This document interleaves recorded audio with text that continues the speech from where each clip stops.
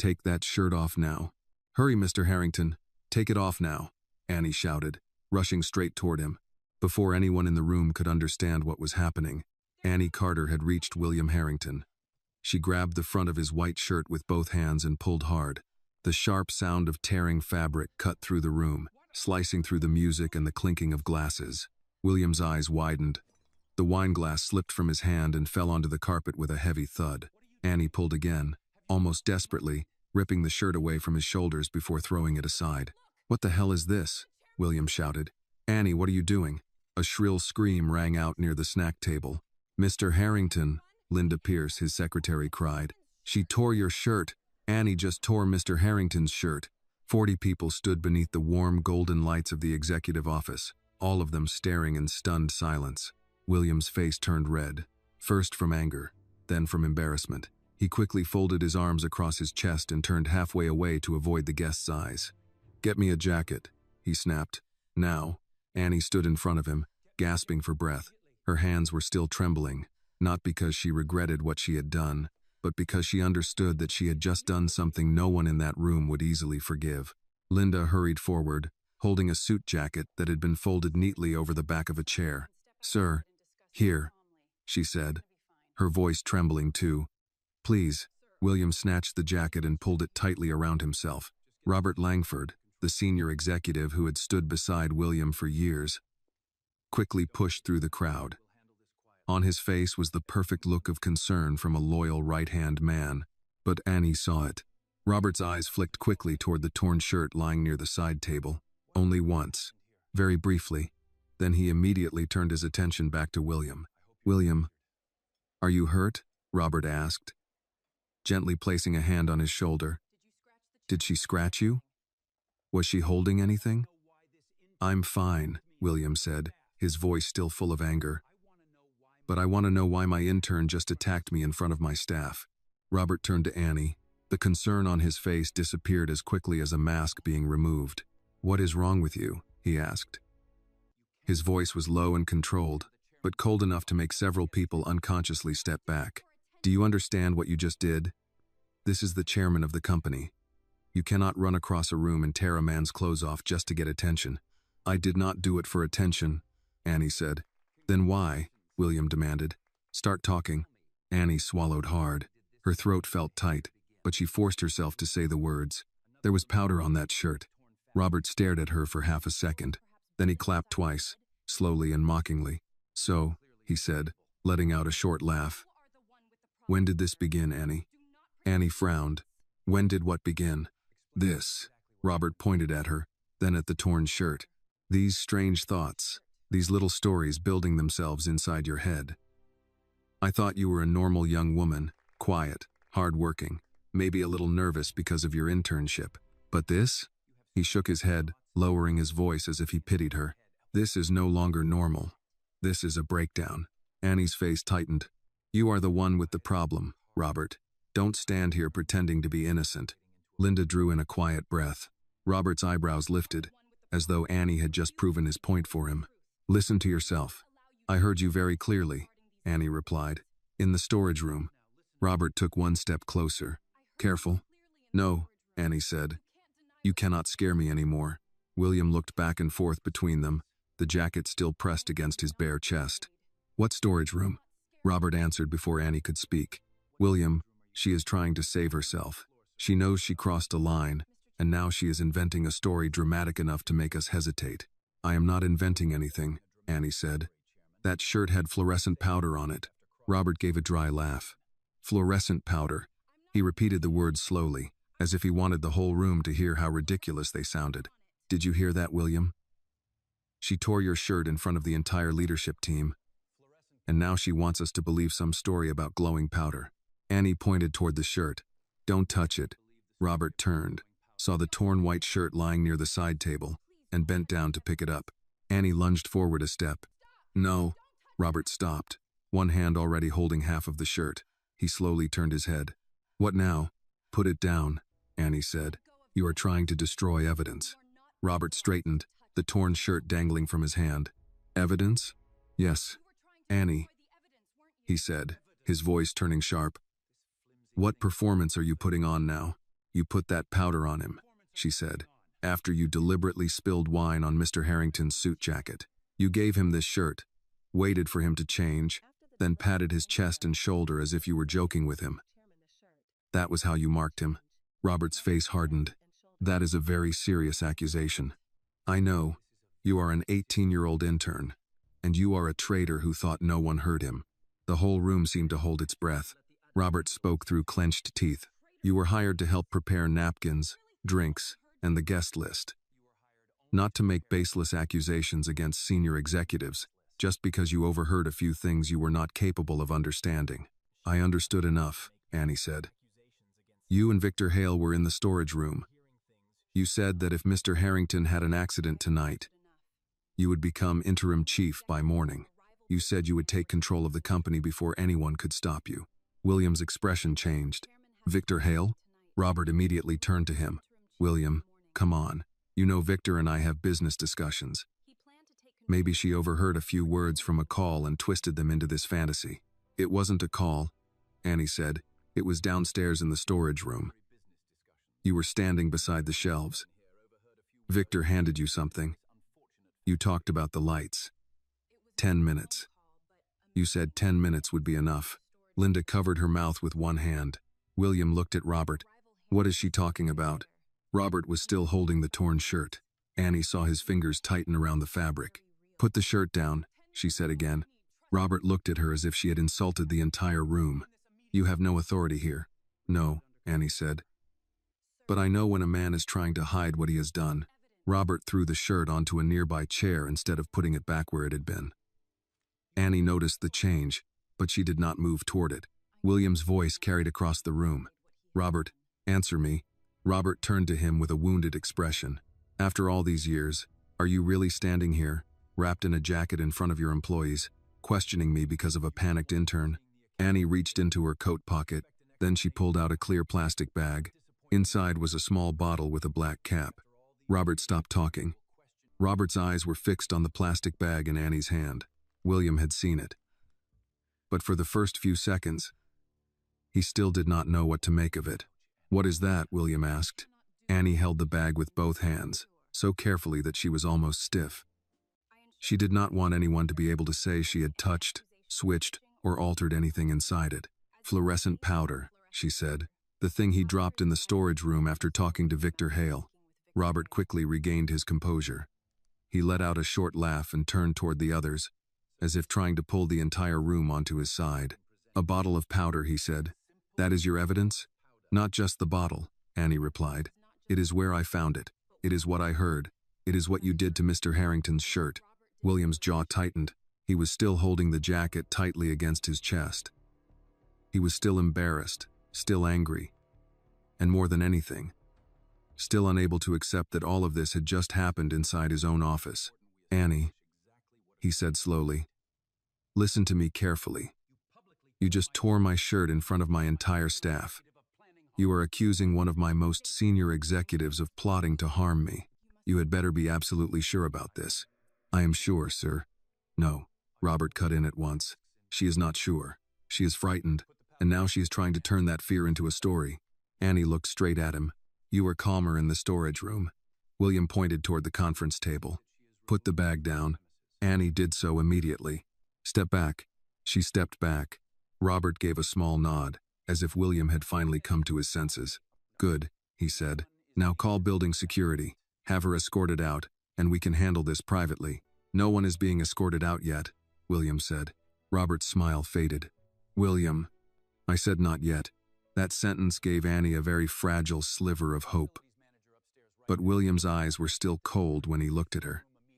He did not believe her yet. He was only beginning to doubt. William turned to his secretary. Linda, call the facilities manager up here. Linda nodded quickly and immediately reached for the phone. Robert stepped closer. Facilities? What for? The lights, Annie said. Ask who scheduled the lights to go out for 10 minutes. William looked back at her. You said 10 minutes? That is what he said downstairs. Robert shook his head and gave a cold laugh. This is ridiculous. The lighting was part of tonight's tribute. Everyone knows that. No, Annie said. Everyone knew there would be a tribute slideshow. No one knew the lights would be turned off completely for 10 minutes. Linda lowered the phone slightly, her expression changing. "Mr. Harrington," she said, "I did not approve a 10-minute blackout. I only approved a 2-minute slideshow with dimmed lighting, not a full blackout." William's eyes moved to Robert. Robert did not flinch. "Then someone on the technical team made a mistake. That happens. But a technical error does not turn a young woman's panic into the truth." Annie wanted to scream, but in her mind, her mother's voice suddenly rose, steady and clear as it had always been. "Do not let anger blur your truth." She took a breath and forced herself to slow her voice. "Mr. Harrington, when you came back out wearing that white shirt, Mr. Langford touched your chest and your shoulder. He left powder there. When the lights went out, the marks would glow. That was the whole point." William looked toward the torn shirt on the chair. Robert looked there too. "William, for God's sake, that shirt was torn because she attacked you. By now it could have fabric, fibers, dust, anything on it." "Then no one should touch it again," Annie said. Robert smiled at her. It was a thin, cold smile filled with contempt. "You speak as if you have authority here. I am saying it because every second you hold it, move it, or fold it, you are damaging something that could prove the truth." William looked at Annie longer this time. He hated the feeling forming inside him, because her words no longer sounded like panic. They sounded like a sequence, an observation, like someone trying to protect evidence with everything she had. Linda spoke into the phone, her voice low but urgent. "Yes, this is Linda Pierce on the executive floor. Mr. Harrington needs Mr. Cole from facilities up here immediately. Yes, right now." When she hung up, Alan Reed from legal cleared his throat from the back of the room. "Mr. Harrington," Alan said, "perhaps we should preserve the room as it is, until we understand what happened." Robert snapped his head toward him. "Alan, don't be dramatic." Alan did not answer, but his expression no longer seemed entirely on Robert's side. William forced himself to stay calm. "Annie, tell me exactly what you think was going to happen," Robert snapped. "William, do not indulge this." William's voice hardened at once. "I am asking her." Annie looked at the torn shirt on the chair, then at the plastic bag on the table. Her mouth was dry. Her heart was pounding so hard she could almost hear it in her ears. "They were going to use that powder to mark you," she said. "Then, when the lights went out, whoever came in would be able to find your position by the glow on your shirt. I heard them say that person would come in through the staff door." Several people in the room immediately turned toward the side door near the copy room, the one connected to the supply corridor. Annie continued, "I don't know that person's name. I didn't see him in the storage room. But I heard Robert say the mark would be enough." Robert stepped forward. His voice dropped, heavy like a threat wrapped in concern. "Annie, you need to stop. Right now. You have no idea how badly you are hurting yourself." She looked directly into his eyes. "I know exactly what you did to him." The door opened before Robert could answer. A solidly built man wearing a maintenance badge stepped inside, still holding a tablet. "Mr. Harrington," he said, looking around the chaotic room. "Linda said you needed me." William did not take his eyes off Robert. "Cole, who authorized the lights to go out tonight?" Cole hesitated when he saw William standing there with a jacket draped over him, the torn shirt on the chair, and the entire room dead silent. "Sir, answer the question." Cole looked down and checked the tablet. The request was submitted at 4:42 p.m. Full blackout on the executive floor for 10 minutes. Backup safety lighting delayed, unless manually activated. Linda frowned. "Delayed? That was not in my event notes." William asked, "Who sent the request?" Cole slid his finger across the screen. A second later, he looked up. "From Mr. Langford's office, sir." Robert exhaled sharply. "Perhaps my assistant sent it. We were coordinating the tribute segment. This is being twisted." Annie spoke immediately. "Ask him why the staff door wasn't locked." Cole looked back at the tablet, this time more slowly. "There is also a note about temporary access to the maintenance corridor." William's face changed clearly. Robert's voice turned harsh. "Enough. She asks questions, and you follow along as if this were a trial?" "No," William said quietly. "This is my office."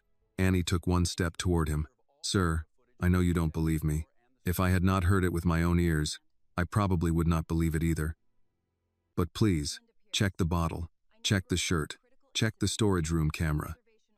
If I am wrong, I will accept whatever happens to me. If Annie's courage moved you, please like this video and tell us in the comments where you are watching from. Your support helps stories about truth and justice reach more people. And if you want to hear more emotional stories like this, please subscribe to the channel. Robert's voice turned cold. This has gone far enough. At last, William looked directly at him. Has it? Robert's lips parted, then closed again. William turned to Linda. Call legal. Tell them to preserve all camera footage from this floor and the storage level. Cole, lock the lighting system logs. No edits. No deletions. Cole nodded at once. Yes, sir. William looked at the torn shirt on the chair. Then he looked at the plastic bag on the table. The room remained silent. Finally, he said, Someone get me another shirt. Linda moved first, grateful for a task that did not require her to decide whom she believed. She hurried to William's private office and returned with a pale blue dress shirt still folded from the laundry service. William took it without thanking her, turned slightly away from the room, and put it on under the jacket. His hands were steady, but Annie could see the anger in the way he fastened each button. No one had resumed the party. The food stayed on the table. The champagne stayed closed. People stood in small groups, whispering in careful tones, the way office workers speak when they know a lawsuit may be forming in the same room. Robert had not moved far from the chair where he had dropped the torn shirt. He kept his face calm, but his eyes kept measuring exits, faces, reactions. Annie noticed that he no longer looked directly at the plastic pouch on the conference table. William finished buttoning the shirt and turned to Cole from facilities. I want the storage room camera pulled up here, now. Cole shifted the tablet in his hands. Sir, I can access the system from the media console, but if legal wants chain of custody, do it while legal watches, William said. Alan Reed, the company attorney, stepped forward. I'll document the access. Linda, start a written log. Time, names, every item handled, every system opened. Linda nodded and opened her laptop with shaking fingers. Robert gave a tired sigh.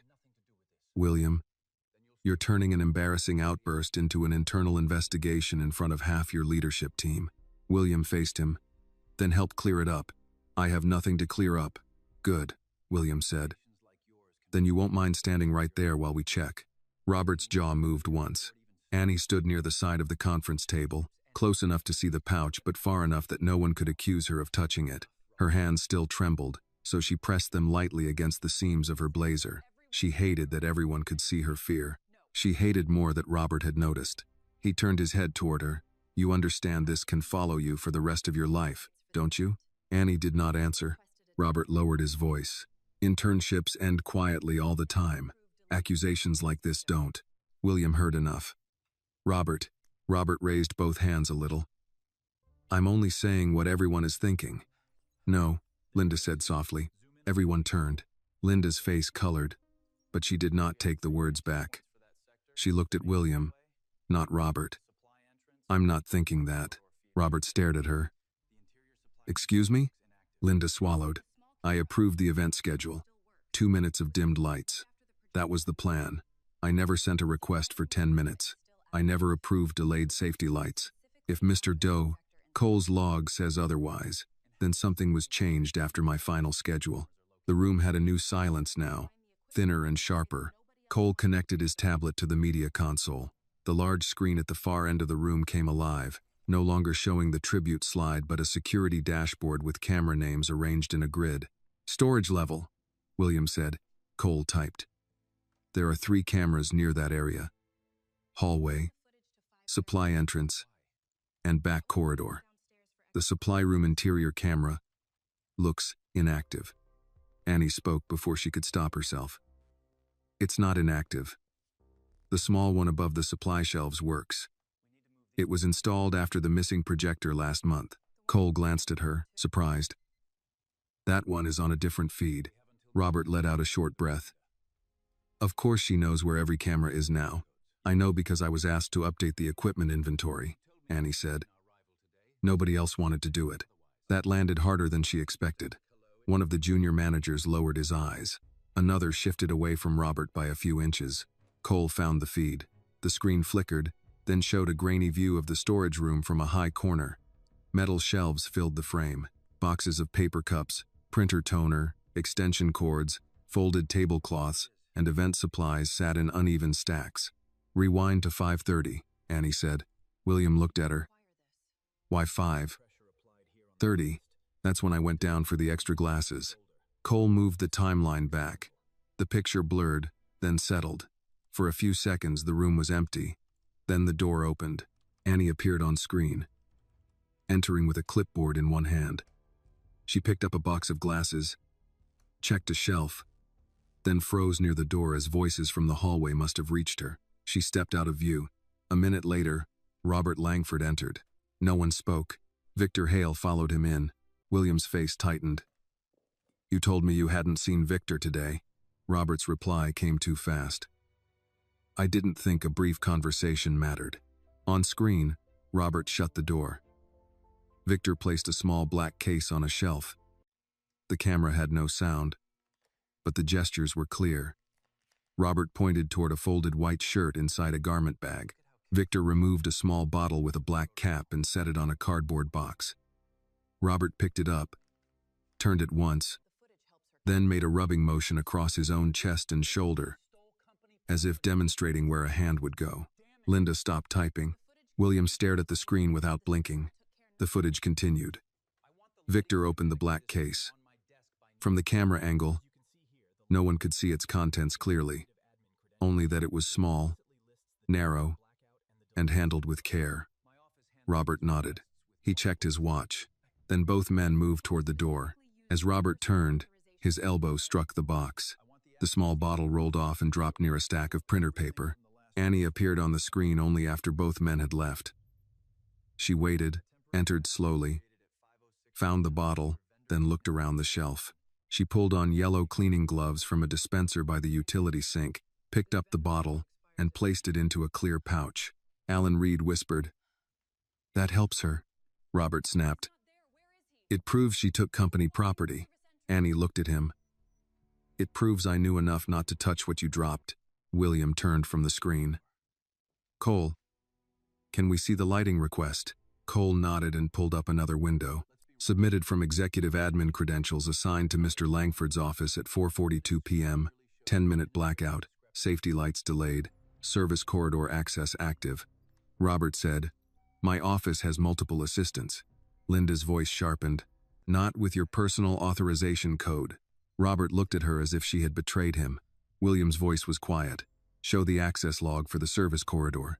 Cole typed again. "Temporary badge created at 5:06 p.m. Vendor maintenance classification. Active for executive floor only. Expires at midnight." Annie thought of the man she had seen near the side door before she tore the shirt away. "Where is he?" Several people turned toward the service entrance. It stood closed. William's expression changed. "Who was watching that door?" No one answered. Robert used the silence. "This is exactly what I mean. Panic creates shadows. Now, every hallway is suspicious." Cole's tablet chimed before anyone could respond. He looked at it and frowned. The temporary badge just pinged at the stairwell exit. William stepped toward him. "Now?" "Yes, sir." Robert moved for the first time since the footage had started, only half a step, but Annie saw it. So did William. "Linda," William said, "call 911. Robert's head turned. "William, don't." William did not raise his voice. "Alan, preserve the footage. Cole, freeze every access log. Linda, make the call." Annie stood very still, the weight of the room pressing around her. William still had not said he believed her. He had not thanked her. He had not apologized. But he was no longer treating her words like noise. Robert understood that too. His face lost its practiced hurt. And for a moment, Annie saw the man from the storage room, the one who had spoken about William's fall, as if it were a line item in a report. William looked at him and said, "Robert, don't move." No one moved for 3 full seconds. Then Robert smiled. And that smile frightened Annie more than his anger had. It was not large. It was not warm. It was the kind of smile a man wears when he is buying time. "William," he said, "you are making a mistake." William stood near the head of the conference table in the pale blue shirt Linda had brought him. The collar was still uneven, one button missed near the middle, but no one in the room seemed to notice. His eyes stayed on Robert. "Then help me correct it," William said. "Sit down." Robert did not sit. Linda had the phone pressed to her ear, speaking in a low, urgent voice. "Yes, this is Harrington Global, executive floor. We need police assistance. Possible attempted assault. Possible evidence tampering. Yes, the chairman is safe." At the word safe, Annie felt her knees weaken. She had not allowed herself to think of that yet. Safe meant he was still standing. Safe meant she had reached him in time. But safe did not mean believed. Not yet. Cole kept one hand on his tablet, his eyes moving between the access log and the service entrance. Alan Reed was typing notes quickly, his face pale behind his glasses. Robert turned slowly toward the room. "You're all watching a career end," he said. "Not mine. Hers." He pointed at Annie without looking at her. She panicked, attacked the chairman, stole a container from a storage room, and now she's dragging respectable people into a fantasy because she's afraid of consequences. Annie's mouth went dry, but she did not look away. William said, "Robert, I told you to sit." "And I'm telling you to think," Robert replied. "Think like the man who built this company, not like a man embarrassed in front of his employees." That hit its mark. Annie saw William's face tighten. Robert knew exactly where to press. Pride. Reputation. Control. Robert took one step toward him. "Do you really want police walking into your office tonight? Reporters will have this by morning." Harrington Global's founder, half-dressed at his own party, while an intern screams about glowing powder. "The board will ask whether you're still fit to lead." Linda lowered the phone slightly, eyes wide. William's expression did not change, but Annie could see the sentence had landed. Men like William lived in public even when the doors were closed. A rumor could move faster than evidence. Robert softened his voice. "Let me handle this. We can send everyone home. We can review the footage privately. If something is wrong, we deal with it quietly. If she's lying, we protect the company from a scandal." "I'm not lying," Annie said. Robert turned on her. "Stop talking." The command cracked across the room. It was the first time he had lost the polished tone completely. Annie felt the old fear rise, the kind she had carried in school offices, in scholarship interviews, in rooms where people heard her accent before they heard her answers. But this time, her fear had nowhere useful to go, so she stood still and let it burn. William looked at Robert. "Don't speak to her like that." Robert blinked once. "Excuse me? You heard me." For a moment, Robert seemed more offended by that than by the accusation itself. Annie understood then that he had expected William to doubt her forever. He had built his whole plan on the room seeing her as small. A knock sounded at the conference room door. Everyone turned. Cole checked his tablet. "That's building security." William nodded to Linda. She opened the door only a few inches. Two uniformed building guards stood outside, both looking uneasy. "Mr. Harrington," the older guard said, "we got a floor seal request." William answered from inside the room. "No one enters except police. No one leaves. Keep the elevator locked on this floor. Do you understand?" "Yes, sir." Linda closed the door again. Robert's eyes shifted toward the service entrance. It was a quick glance, but Annie saw it. So did Cole. Cole frowned at the tablet. The temporary badge just pinged again. "Where?" William asked. "Stairwell B, 2 floors down." Robert said, "That could be any maintenance worker." Cole shook his head. "No, sir. It's the same temporary badge." Linda whispered, "The man who came through the side corridor." Annie remembered him clearly now. The gray cap pulled low, the tool pouch hanging too flat against his hip, the way he had moved without looking at anyone except William's shirt. He had not come to fix anything, he had come to finish something. William's voice was low. "Can security stop him?" Cole tapped the tablet. "They can try, but if he reaches the lower garage, call the guards at the garage," William said. Linda was still on the line with emergency dispatch. She spoke quickly into the phone, repeating the stairwell and garage information. Robert adjusted his cuffs. It was such a normal gesture that it seemed obscene in that room. William, I'm going to say this once more. You are letting confusion turn into theater. Alan Reed looked up. Robert, the best thing you can do is stop talking until counsel is present. Robert stared at him. I am counsel enough for this company tonight. No, William said. Not anymore. The words settled over the table like a verdict not yet signed. Robert's face changed. Not much, but enough. The wounded friend disappeared. The senior executive disappeared. What remained was a man calculating how much ground had been lost. Annie had seen that same face in the storage room when Victor Hale asked what would happen if William refused to change shirts. Robert had said, "Then we create a reason. No hesitation. No shame." William turned to Annie. You said Victor handed him something. Yes, sir. What did it look like? A small black case. Not large. About the size of a glasses case, maybe thinner. Mr. Langford didn't open it all the way from where I could see, but Victor handled it carefully. Cole spoke from the media console. There was a black case in the footage. Alan nodded. Visible, yes. Not identifiable. Annie added, the man near the service door had something in his right hand when I reached Mr. Harrington. I didn't see it clearly, until it fell. William looked toward the small object, still lying near the chair, now marked by everyone's fear. It was too far away to identify from where he stood, but the shape was enough to chill the room. Robert suddenly laughed. This is madness. You're all standing around staring at office supplies and shadows. Annie said, then why did you try to pick up the shirt? Robert's smile vanished. She continued, quieter now. If it was nothing, why move it? No one answered for him. Outside the room, a radio crackled. A guard shouted something in the hall. Then came the sound of hurried footsteps fading toward the stairwell. Linda spoke into the phone again. Yes. They're pursuing someone with a temporary maintenance badge. Stairwell B. Please tell officers. William turned back to Robert. Who is he? Robert spread his hands. I have no idea. Annie shook her head. You do. Robert's eyes cut to her. You should be careful, Miss Carter. People can mistake confidence for truth. And people can mistake a title for character, Annie said. A few heads turned toward her, surprised by the steadiness in her voice. William stared at Robert for another long second, then reached for the phone on the conference table. Get me Daniel Cho, in outside audit. Robert's face tightened. Why?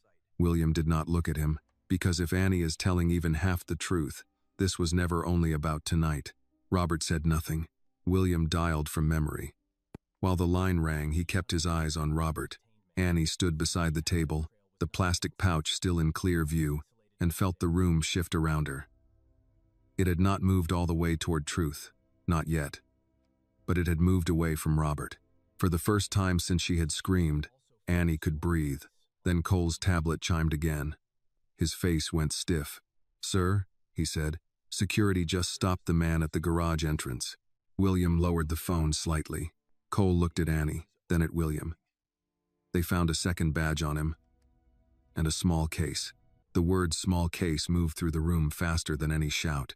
William held the phone halfway between his ear and the table. Daniel Cho from outside audit had not answered yet, but William no longer seemed to hear the ringing.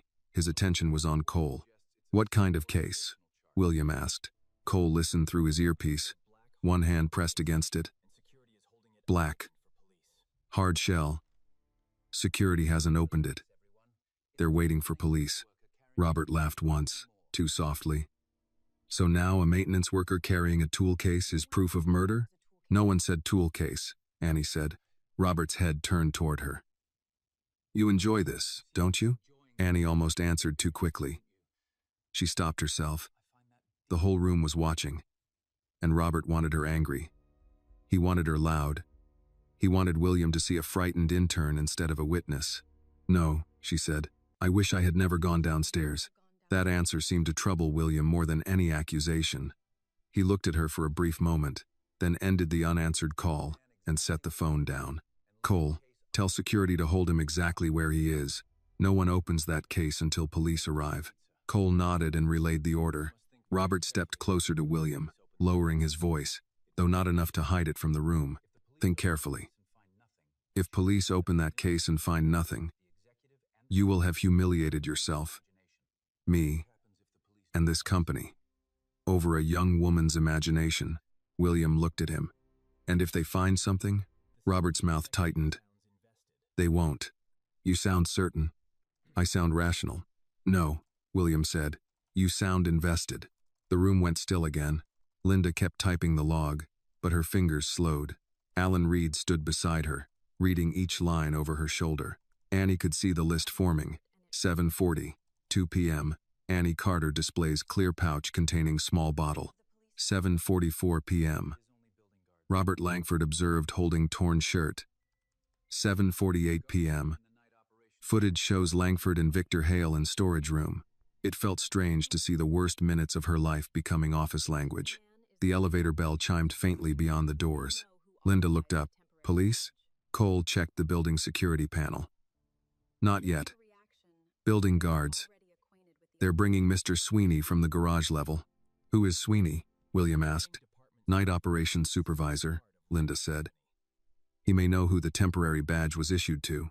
Robert's face changed again, a small flicker near the eyes.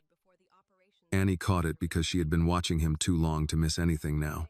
You know him, she said. Robert gave her a tired look. I know most department supervisors. That is called running a company. No, Annie said. You were afraid before Linda said his name. Robert's smile returned. Annie, you keep mistaking your feelings for facts. William turned toward the door. Bring Sweeney in. Linda opened the door after checking through the side glass. 2 building guards entered with a heavyset man in a brown operations jacket. His name badge read Mark Sweeney. He looked like a man who had expected a complaint about air conditioning and found himself in a boardroom crisis. Mr. Harrington, he said, wiping one hand against his pants before he remembered not to offer it. I came as fast as I could. William did not waste time. Who requested the temporary maintenance badge tied to the service entrance tonight? Sweeney glanced at Robert, then away. William saw it. Don't look at him, William said. Look at me. Sweeney swallowed. The request came through executive admin. Whose authorization? Sweeney shifted his weight. Mr. Langford's. Robert stepped in. My office sends dozens of access requests a month. That does not mean I personally approve each one. Sweeney's eyes flicked to him again. This one was marked direct approval. Robert's tone chilled. Careful, Mark. William's voice cut in. No. He should be very careful. That means he should tell the truth. Sweeney nodded, relief and fear fighting on his face. It was direct approval.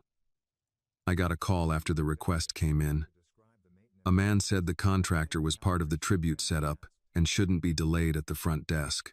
What man? Alan asked. Sweeney hesitated. William said, say the name. Mr. Langford. Robert shook his head. That is false. Sweeney's face reddened.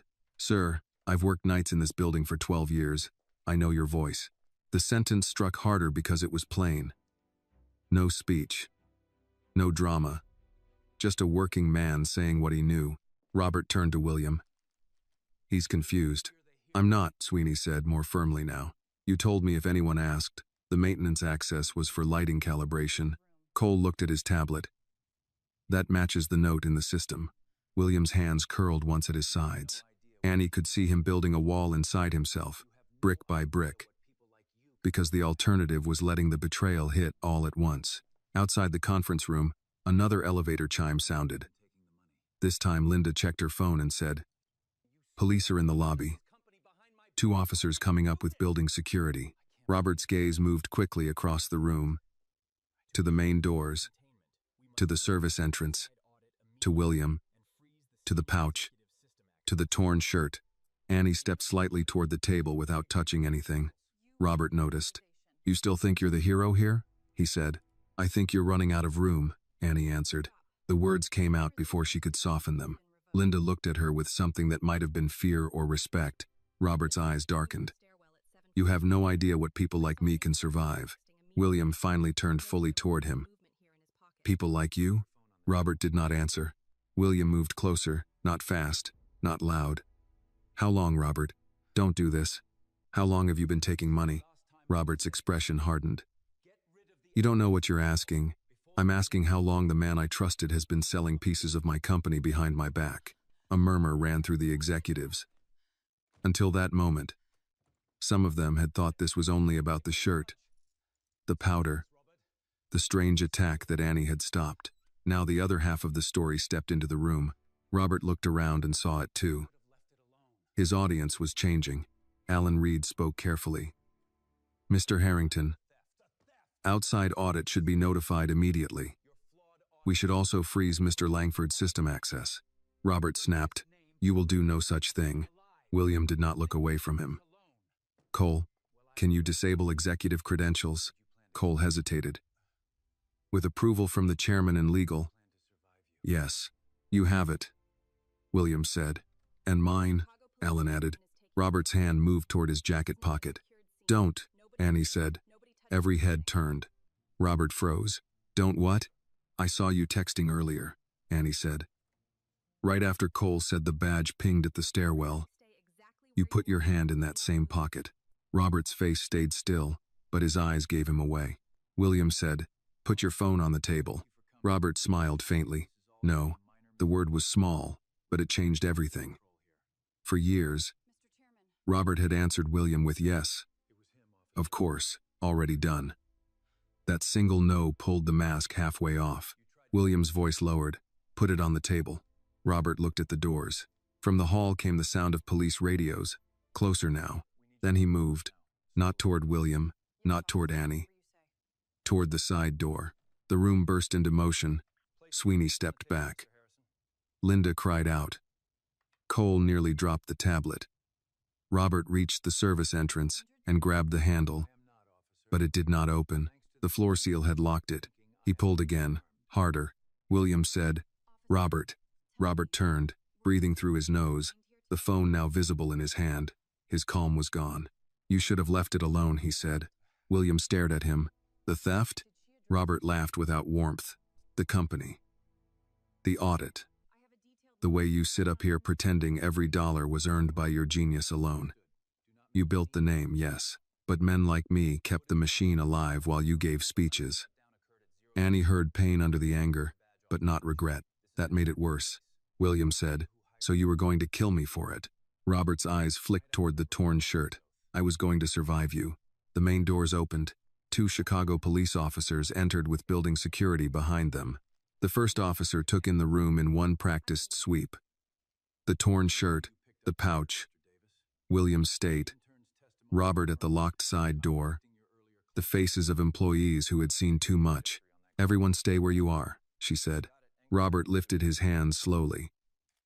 Phone still in one of them. Officer. Thank God.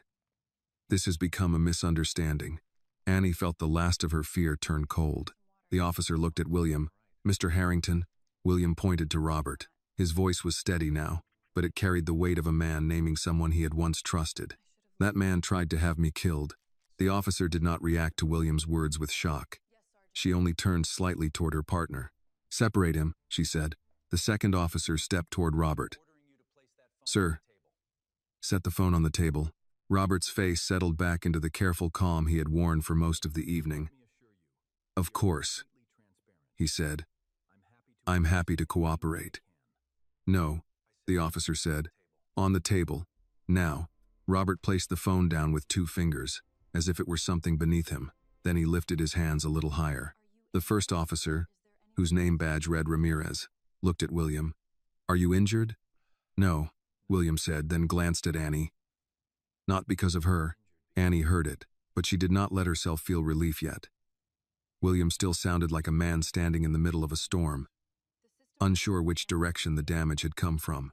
Officer Ramirez looked toward Annie. You're the one who intervened? Annie nodded. Yes, ma'am. How old are you? 18. Robert made a small sound, almost a laugh. Exactly. Officer Ramirez turned her head. Did I ask you something? Robert went quiet. Linda Pierce stepped forward with her laptop hugged against her chest. Officer, I've been keeping a log since Mr. Harrington ordered us to preserve the room.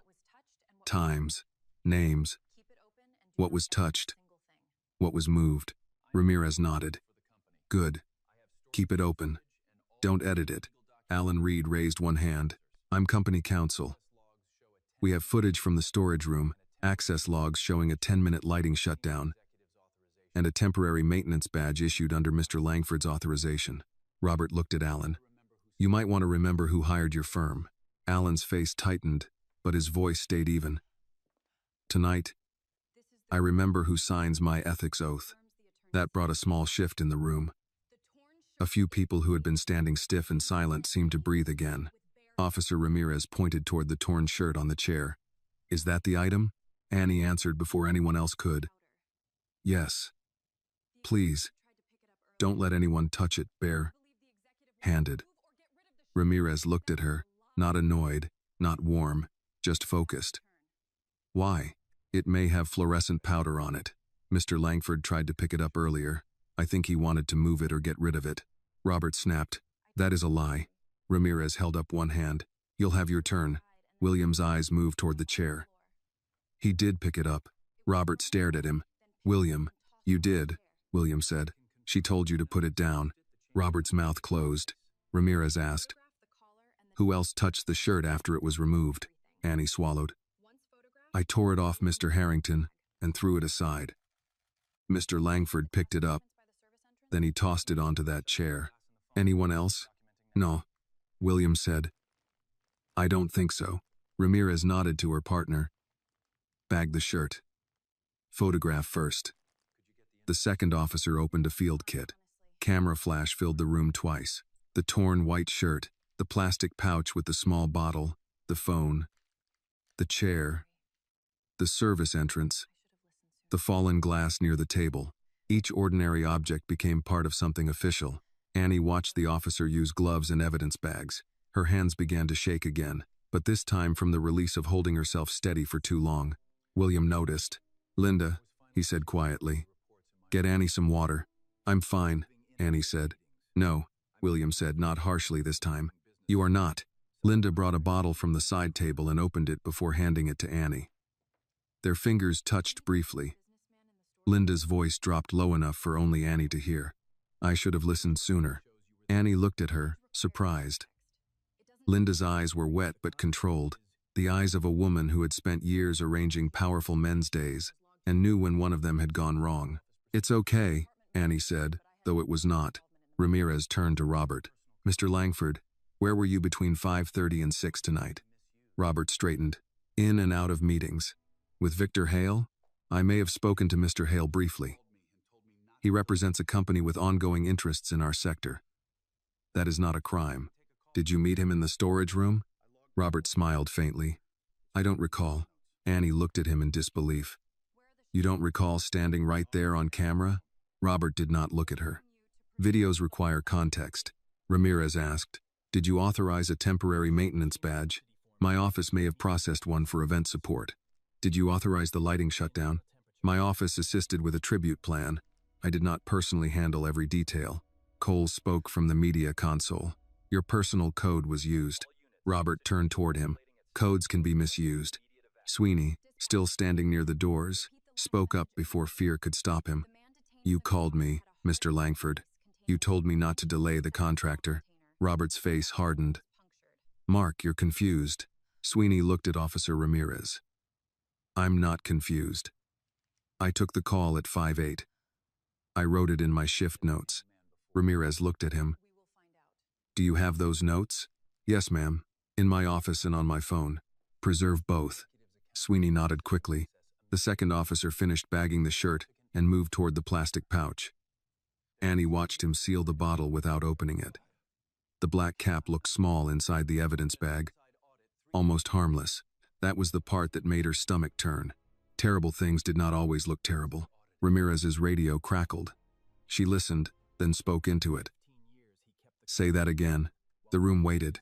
She looked at William. The man detained in the garage had a hard case. Inside was a syringe and a second small container. No one was punctured. Evidence is being secured. Linda closed her eyes. William went very still. Annie's body understood the words before her mind did. Syringe. Second container. The man had not been a shadow from her imagination. He had been real, close enough to reach William before she tore the shirt away. William looked at Robert, and what remained of doubt began to leave his face. Robert lifted his hands, palms out. "I have never seen that man before," Ramirez said. "We'll find out." Alan Reed stepped beside William and spoke low. "Sir, we should freeze Mr. Langford's accounts and system access immediately. If there's financial exposure—" "There is," William said. Robert's head turned sharply. "You don't know that." William's voice was cold. "I know enough to have ordered an outside audit 3 days ago." That was the first time he said it aloud. The effect was immediate. Several executives stared at William. Robert stared hardest of all. "You audited me?" Robert asked. "I audited the company." "You mean me?" William did not answer. Robert gave a bitter smile. "After 15 years. After numbers stopped making sense." Robert's eyes darkened. "I kept this company moving while you chased headlines and legacy projects. You stole from it. You don't know what I did." "No," William said. "But I'm beginning to understand what you were willing to do to keep me from finding out." Ramirez stepped between them before the room could heat further. "Mr. Langford, I'm going to advise you not to continue." Robert drew in a slow breath. "Am I under arrest?" "Not yet," Ramirez said, "but you are not leaving." William looked to Cole. "Disable his credentials." Cole glanced at Alan. Alan nodded. "Do it." Cole typed quickly. Robert watched every keystroke as if each one cut a wire inside him. "Done," Cole said. "Executive access suspended. Email, finance system, building access, admin approvals." Robert laughed once under his breath. "You think passwords are loyalty?" William said, "No. Tonight proved that." For a moment, nobody spoke. Then Annie, still holding the bottle of water Linda had given her, said quietly, "There's another thing." William turned. "What?" "In the storage room, Mr. Hale said the sale had to happen before Monday. He said once the market opened, the damage would look natural if you were gone." Alan's face sharpened. "The sale of what?" "Shares," Annie said. "He said discounted blocks. I don't know what that means." Alan did. William did too. Robert's expression closed, but too late. William picked up the conference phone again and dialed. This time someone answered. "Daniel," he said, his eyes never leaving Robert. "It's William Harrington. Freeze every file tied to Robert Langford, Victor Hale, and any off-market share transfer scheduled before Monday." "Yes, right now." "And Daniel, bring everything to the police." Robert's smile disappeared completely. Officer Ramirez looked at him. "Mr. Langford, turn around and place your hands behind your back." Robert's voice came out flat. "On what charge?" Ramirez stepped closer. "For now, obstruction and attempted evidence tampering. More may follow." Robert looked at William one last time. "You're making her the hero because you need someone simple to blame." William's face tightened. "No, I'm listening to her because she was the only one who told the truth." The cuffs closed around Robert's wrists. Annie looked away, not because she felt sorry for him, but because the sound was heavier than she expected. It was the sound of a room realizing that a title, a salary, and 15 years of trust could not protect a lie forever. Robert did not fight the cuffs. That made it worse. He stood very still while Officer Ramirez's partner checked his pockets and removed a slim wallet, a key fob, and a second phone that had been hidden inside the lining of his jacket. When the officer held it up, Robert closed his eyes for half a second. William saw it. "So there was another phone," he said. Robert opened his eyes. "I carry backup devices. Executives do that." "Executives don't hide them in jacket linings," Linda said. Her voice surprised even herself. She pressed her lips together, but she did not apologize. Officer Ramirez placed the second phone into an evidence bag. "We'll let the lab tell us what kind of executive habit this is." Robert turned toward Annie. "You think this ends well for you?" William stepped forward. "Don't speak to her." Robert smiled faintly. "There he is, the noble man, the grateful survivor. Tomorrow morning you'll remember she embarrassed you in front of everyone, and you'll hate her for it." William's face tightened, but he said nothing. Annie wished Robert had not said it because a part of her feared it might be true. She still stood in the same room where she had torn the shirt off the most powerful man in the building. Evidence or not, she could feel the image of it hanging over her. People remembered humiliation longer than they remembered rescue. Officer Ramirez nodded toward the door. "Take him downstairs." As Robert was led past the conference table, he slowed near William. You were never going to share control, Robert said. You built a kingdom and called it a company. William answered quietly. And you tried to turn betrayal into succession? For the first time, Robert's face twisted. I earned more than you ever gave me. The officers moved him forward. The doors opened. Building guards stood outside, stiff and silent. Robert Langford, the man who had run executive meetings, approved budgets, and spoken for William when William was away, was walked out in handcuffs past the same employees who had once hurried to clear his calendar. No one clapped, no one spoke. When the doors closed, the room did not relax. It sagged. William turned toward Officer Ramirez. What happens now? We preserve the scene, collect statements, coordinate with financial crimes if the records support what you're saying, and question the man detained in the garage. Your company attorney can advise you on internal steps, but no one deletes, edits, moves, cleans, or explains away anything. Alan Reed nodded. Understood. Ramirez looked toward Annie. Miss Carter, I'll need your full statement tonight. Annie nodded. Yes, ma'am. You can have someone with you if you want. Annie thought of her mother.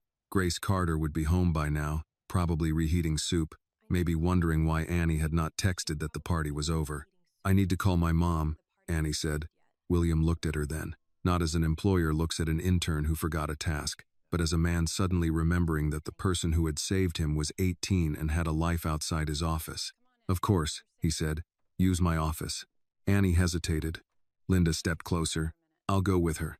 William nodded. Annie followed Linda through the side door into William's private office. It was quieter there, though the walls did not quite keep out the murmur of police and employees beyond the glass.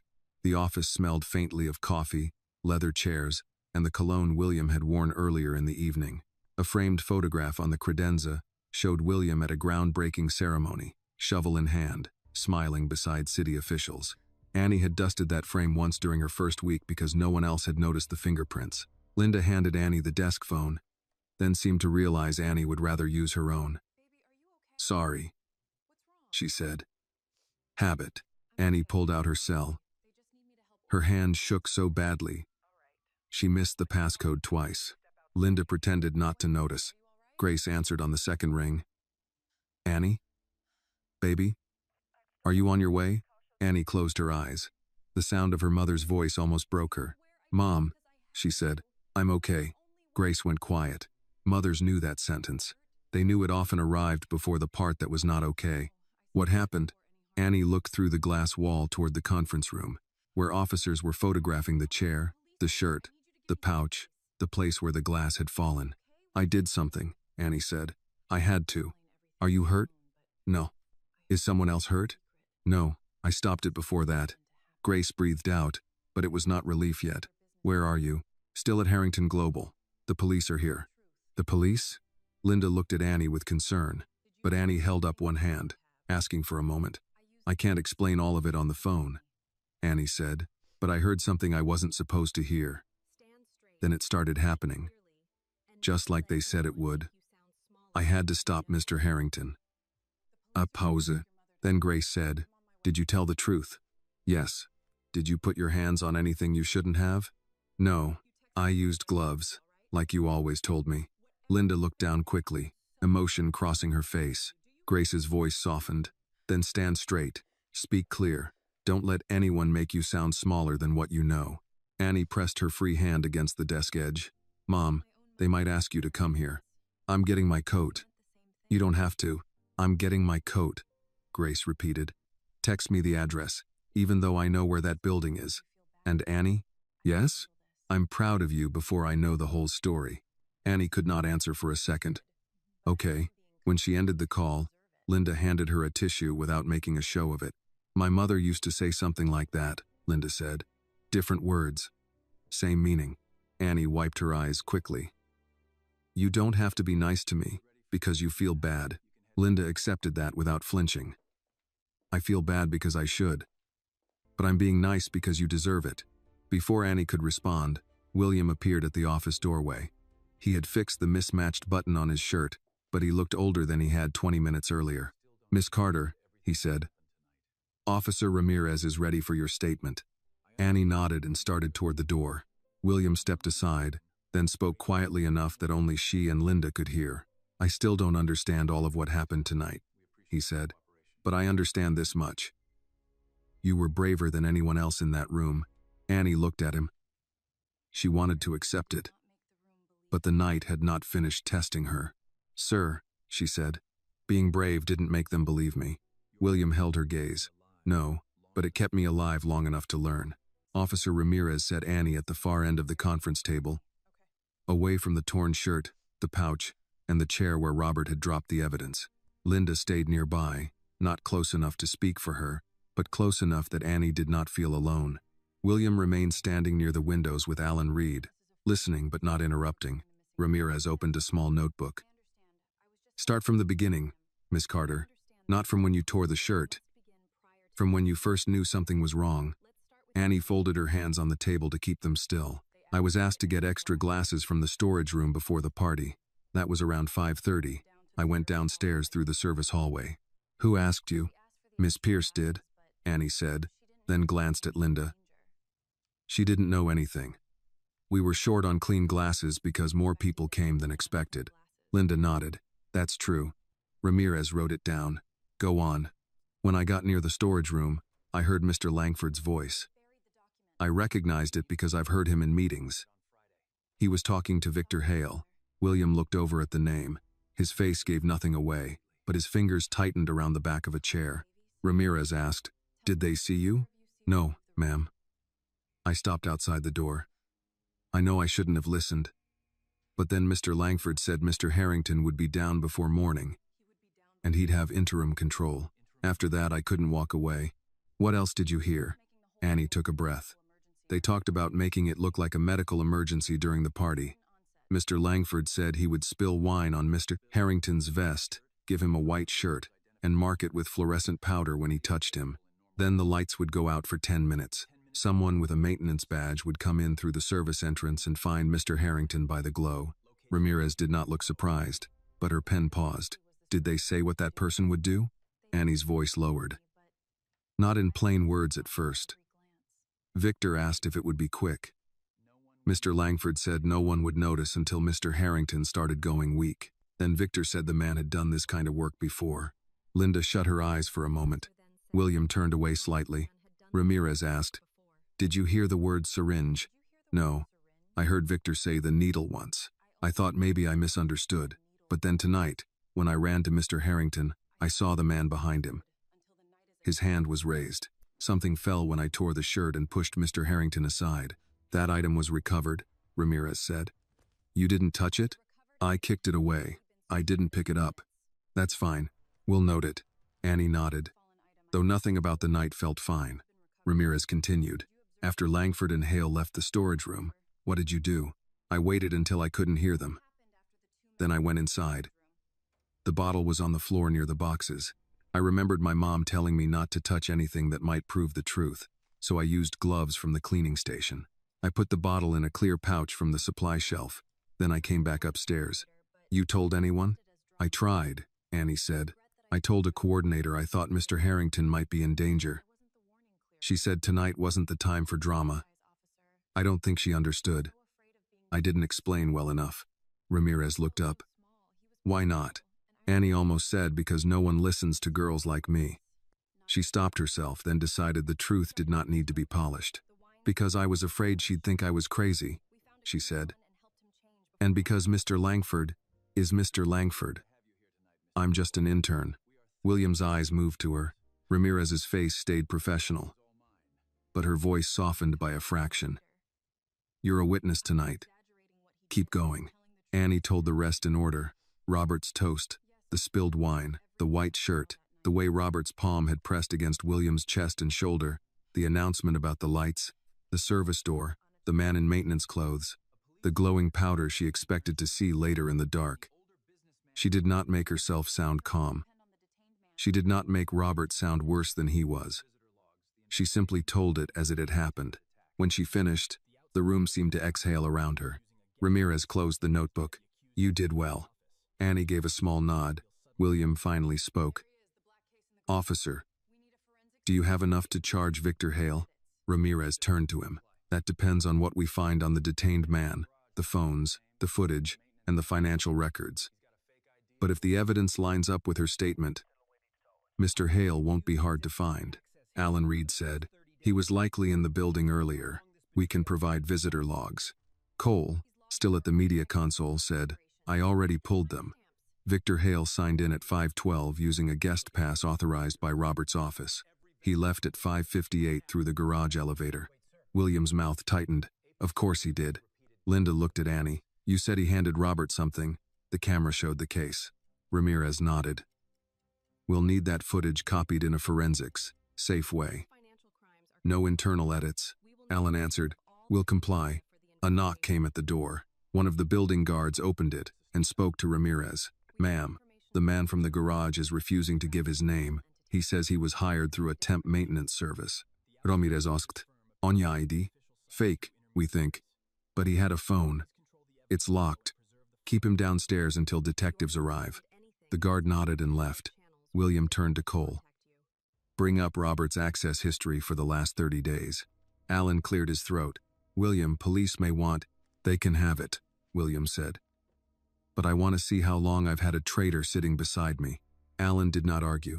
Cole pulled up another screen. Lines of data filled the display. Late-night logins. Financial folders opened after hours. Vendor approvals. Badge requests. Document downloads. Annie did not understand all of it. But she could read the faces of the adults who did. Linda whispered, That's not normal. No, Alan said. That is not normal. William stepped closer to the screen. Open the vendor approvals. Cole clicked.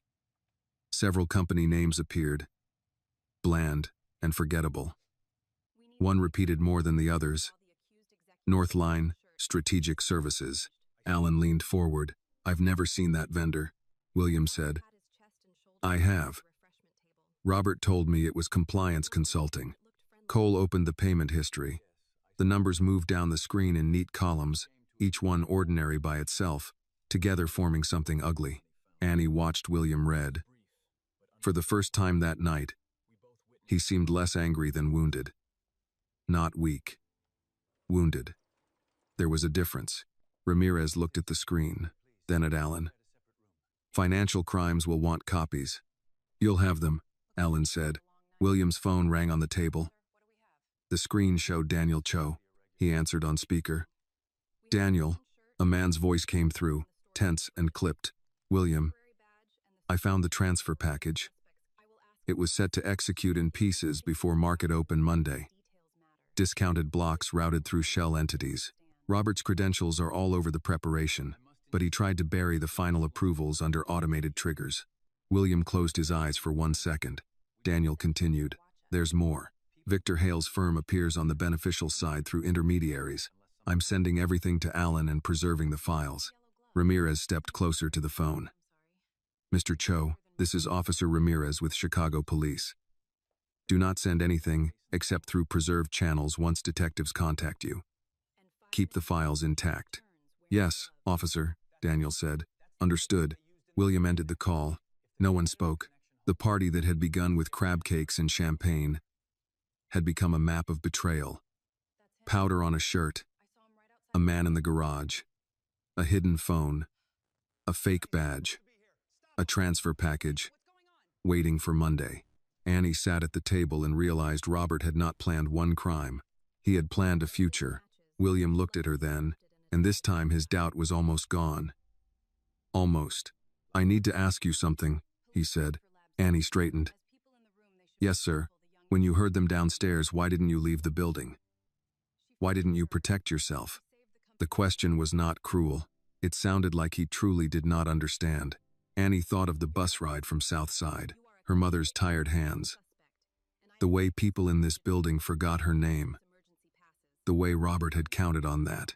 Because you were still upstairs, she said, and because wrong is still wrong, even when the person in danger doesn't know your name. William looked away first. For a man like him, that may have been the closest thing to bowing his head. William's question stayed in the room after Annie answered it. Because you were still upstairs. No one had a ready reply to that, not even the people who had spent their careers filling silence with polished language. Alan Reed looked at his notes. Linda wiped at the corner of one eye and pretended she was checking the call log. Cole kept the security screen open, though he had stopped typing. Officer Ramirez closed her notebook and looked toward William. Detectives are on the way up. Until they arrive, I want statements from anyone who saw Mr. Langford touch the shirt after Mr. Harrington changed. A few hands lifted slowly.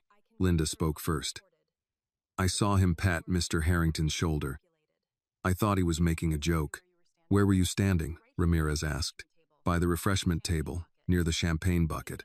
Did you see his hand touch the front of the shirt? Linda hesitated. Yes. Chest and shoulder. It looked friendly. An older executive named Paul Donnelly cleared his throat. He had said almost nothing all night.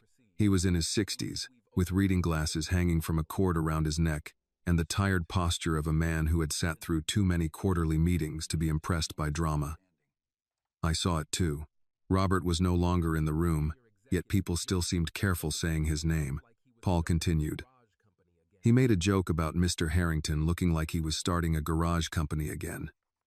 Everyone laughed. I remember because I laughed. Ramirez wrote it down. Anyone else? 2 more employees confirmed the same thing. Their voices were quiet, but each statement placed another stone on the side of Annie's truth. William listened without moving. Annie could not tell whether the confirmations comforted him or cut him deeper. Maybe both. The conference room doors opened again, and 2 detectives entered with Officer Ramirez as partner. The first detective was a black woman in a dark coat, late 40s or early 50s, with calm eyes and the kind of presence that made people lower their voices without being told. The second was a white man with a trimmed gray beard and a notebook already in hand. Detective Angela Brooks, the woman said. This is Detective Mason. Who's William Harrington? William stepped forward. I am. Brooks took in his mismatched clothes, the sealed evidence bags, the employees gathered in tight groups, and Annie sitting at the table with a bottle of water she had barely touched. Long night? She asked. William gave a dry, humorless breath. You could say that. Brooks looked to Ramirez. Brief me. Ramirez gave the facts without decoration. The torn shirt, the fluorescent powder, the storage room footage, the temporary badge, the syringe found in the garage suspect's case, the possible financial motive, Robert Langford detained. As Ramirez spoke, Detective Brooks's eyes moved around the room and kept returning to Annie. When the briefing ended, Brooks walked to the table. You're Annie Carter? Yes, ma'am. You gave the first statement? Yes. Brooks pulled out a chair, sat across from her, and set her notebook down. I'm going to ask you some of the same questions again. That doesn't mean I don't believe you. It means details matter. You understand? I understand. William started to speak, but Brooks lifted a hand without looking at him. Mr. Harrington, I'll get to you. For the first time all evening, someone stopped William Harrington in his own conference room and nobody treated it as strange. Annie almost smiled, then caught herself. Brooks noticed anyway. Something funny? No, ma'am. Good. Start with the storage room. Annie told it again. The walk downstairs. The voices. Robert saying William would be down before morning. Victor Hale asking about timing. The plan with the shirt, the powder, the 10-minute light shutoff, the service entrance. She included the parts she had not wanted to say the first time, including Robert's comment that people did not watch interns, janitors, or maintenance staff unless something went wrong. Detective Brooks's pen paused there. He said that? Yes, ma'am. Brooks looked at William then. That line explains why he thought this might work. William did not answer. Brooks turned back to Annie. After they left, you used gloves and secured the bottle? Yes. Where are those gloves now? Annie blinked. I put them in the trash near the utility sink. I didn't think. That's okay, Brooks said. We'll collect them if they're still there. You did better than most adults would have, under stress. Annie looked at her hands. She did not know what to do with praise from someone who sounded as though she meant it. Detective Mason had been reviewing the footage with Cole. Angela, he called. You'll want to see this. Brooks stood. Annie stayed seated, but the screen was large enough for everyone to see. Cole replayed the section from the storage room. Robert and Victor entered. The small bottle appeared. The black case. The demonstration across the chest and shoulder. The dropped bottle. Annie returning with gloves. Mason froze the image on Victor's face. That's Victor Hale? William said. Yes. Full name? Victor James Hale, Executive Vice President at Calvert Dominion. Mason wrote it down. We'll issue a pickup, Alan Reed said. Calvert Dominion is a direct competitor. There may be securities issues tied to the planned share transfer. Brooks looked at him. Then start making a list of regulators who will care, but don't call them before we coordinate. This is a criminal investigation first. Alan nodded. Understood. Cole played the next clip from the hallway outside the service entrance. The man in the maintenance jacket appeared at the edge of the frame. He kept his cap low, but the camera caught the badge clipped to his pocket. He waited until the room lights dimmed earlier for the slideshow test, then checked the door twice. Annie leaned forward. That's him. Brooks looked at her. The man you saw behind Mr. Harrington? Yes. The clip jumped ahead to the party. The camera angle did not show the entire room, but it showed enough. Robert guiding William back in the white shirt, touching him, laughing. Later, Annie moving suddenly, the shirt tearing, people scattering, the man near the service entrance pulling back. Mason slowed the video frame by frame. There, Annie said.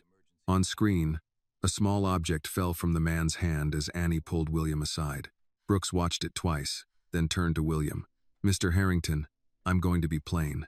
If that object is what the garage officers think it is, and if the chemical analysis supports this powder story, Miss Carter likely interrupted an attempted homicide. William looked at Annie. The room waited for him to speak. Annie did not want a speech. She did not want gratitude in front of everyone. She wanted him to stop looking at her as if part of him still wished she had found a quieter way to save him. William's voice came out low. Likely? Brooks held his gaze. Police don't use certain words until labs finish. But between us as people standing in this room, you should be glad she moved when she did. That was the closest anyone had come to saying it fully. William nodded once, but it was not enough for Linda. She saved him, Linda said. Everyone turned to her. Linda stood straighter. I saw where that man was. I saw Annie reach Mr. Harrington first. If she hadn't, her voice caught, but she steadied it. She saved him. Paul Donnelly nodded slowly. She did. Another manager murmured agreement. Then another. The words spread quietly, not as applause, not as theater, but as acknowledgement. Annie felt them land around her, one by one, and still, she could not relax. Being believed after being mocked did not erase the mockery. It only made room to stand. Detective Brooks returned to the table. Miss Carter, your mother is on her way? Annie looked up. Yes, ma'am. When she gets here, we'll explain what we can. You're not under suspicion, but you are a key witness. I want you treated that way. William said, she will be. Brooks glanced at him. Make sure your people understand that. Sometimes the person who tells the truth becomes inconvenient after the emergency passes. William accepted the rebuke without defense. Annie noticed that. The doors opened once more. A building guard leaned in. Detective, Mrs. Carter is in the lobby. Annie stood too quickly, and the chair scraped behind her. William looked at her, then at Brooks. May she come up? Brooks nodded. Yes. And Mr. Harrington? Yes? Before her mother walks into this room, decide whether you're going to speak to that young woman as an intern who caused trouble, or as the reason you're still alive. William's face changed, not with anger this time, but with recognition.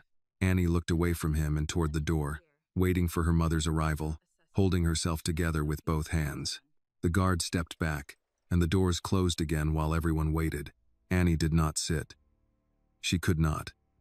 Her legs felt weak, but sitting would make her feel like a defendant waiting for judgment. And she was tired of feeling accused. She stood beside the conference table with Linda near her left shoulder and Detective Brooks across from her, while William Harrington remained a few steps away, quiet in a way that made the room uneasy. He had heard Detective Brooks. Everyone had. Decide whether you're going to speak to that young woman as an intern who caused trouble or as the reason you're still alive. William looked at Annie, then at the torn shirt sealed in an evidence bag. The white fabric was folded badly inside the plastic. No longer expensive. No longer ordinary. It looked like what it had become. Proof. I owe you an apology, he said. Annie looked up. The words did not come easily to him. They sounded unused, not because he lacked manners, but because men in his position often paid people to prevent situations where apologies were required. William continued. When you first shouted, I thought you had lost control. When you tore the shirt, I thought you had humiliated me. I did not understand that you were trying to keep me alive. Annie held the edge of the table lightly. You didn't know. No, he said, but I judged you before I listened. That part is on me. Linda lowered her eyes. Paul Donnelly cleared his throat. A few of the others shifted, not from boredom but discomfort. The apology had not been aimed at them, yet several felt its weight. Annie answered carefully, I knew it would look bad. It did, William said. Then his mouth tightened with something close to shame. But looking bad is not the same as being wrong. Detective Brooks watched without interrupting. The doors opened again. Grace Carter entered between the building guard and Officer Ramirez. She wore a dark coat buttoned wrong at the top, as if she had dressed too quickly. Her hair was pulled back, but loose strands framed a face that showed fear before anything else. She scanned the room once, saw police, executives, evidence bags, William Harrington in a borrowed shirt, then found Annie. Baba. Annie moved before she realized it. Grace met her halfway and took her into her arms. Not dramatic, not loud, just firm enough to remind Annie that she had not imagined home. Annie held on for 2 breaths longer than she meant to. I'm okay, Annie said. Grace pulled back and checked her face, shoulders, hands, as if the truth might be hidden there. You said that on the phone. I wanted to see it myself. I know. Grace turned toward Detective Brooks. Ma'am, I'm Grace Carter, Detective Angela Brooks.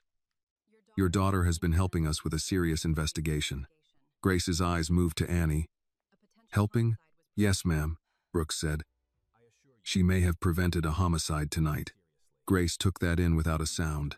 Her hand found Annie's and held it. William stepped forward. Mrs. Carter. Grace looked at him. She knew exactly who he was. Most people in Chicago's business pages did. But she did not bend under the name. Mr. Harrington. He paused, perhaps expecting fear, gratitude, apology, something easier than the steady look she gave him. Your daughter saved my life, he said. Grace's fingers tightened around Annie's. Then I thank God she was here. I treated her accusation with doubt. Grace's face did not soften. Most people do when the truth comes from someone they don't expect.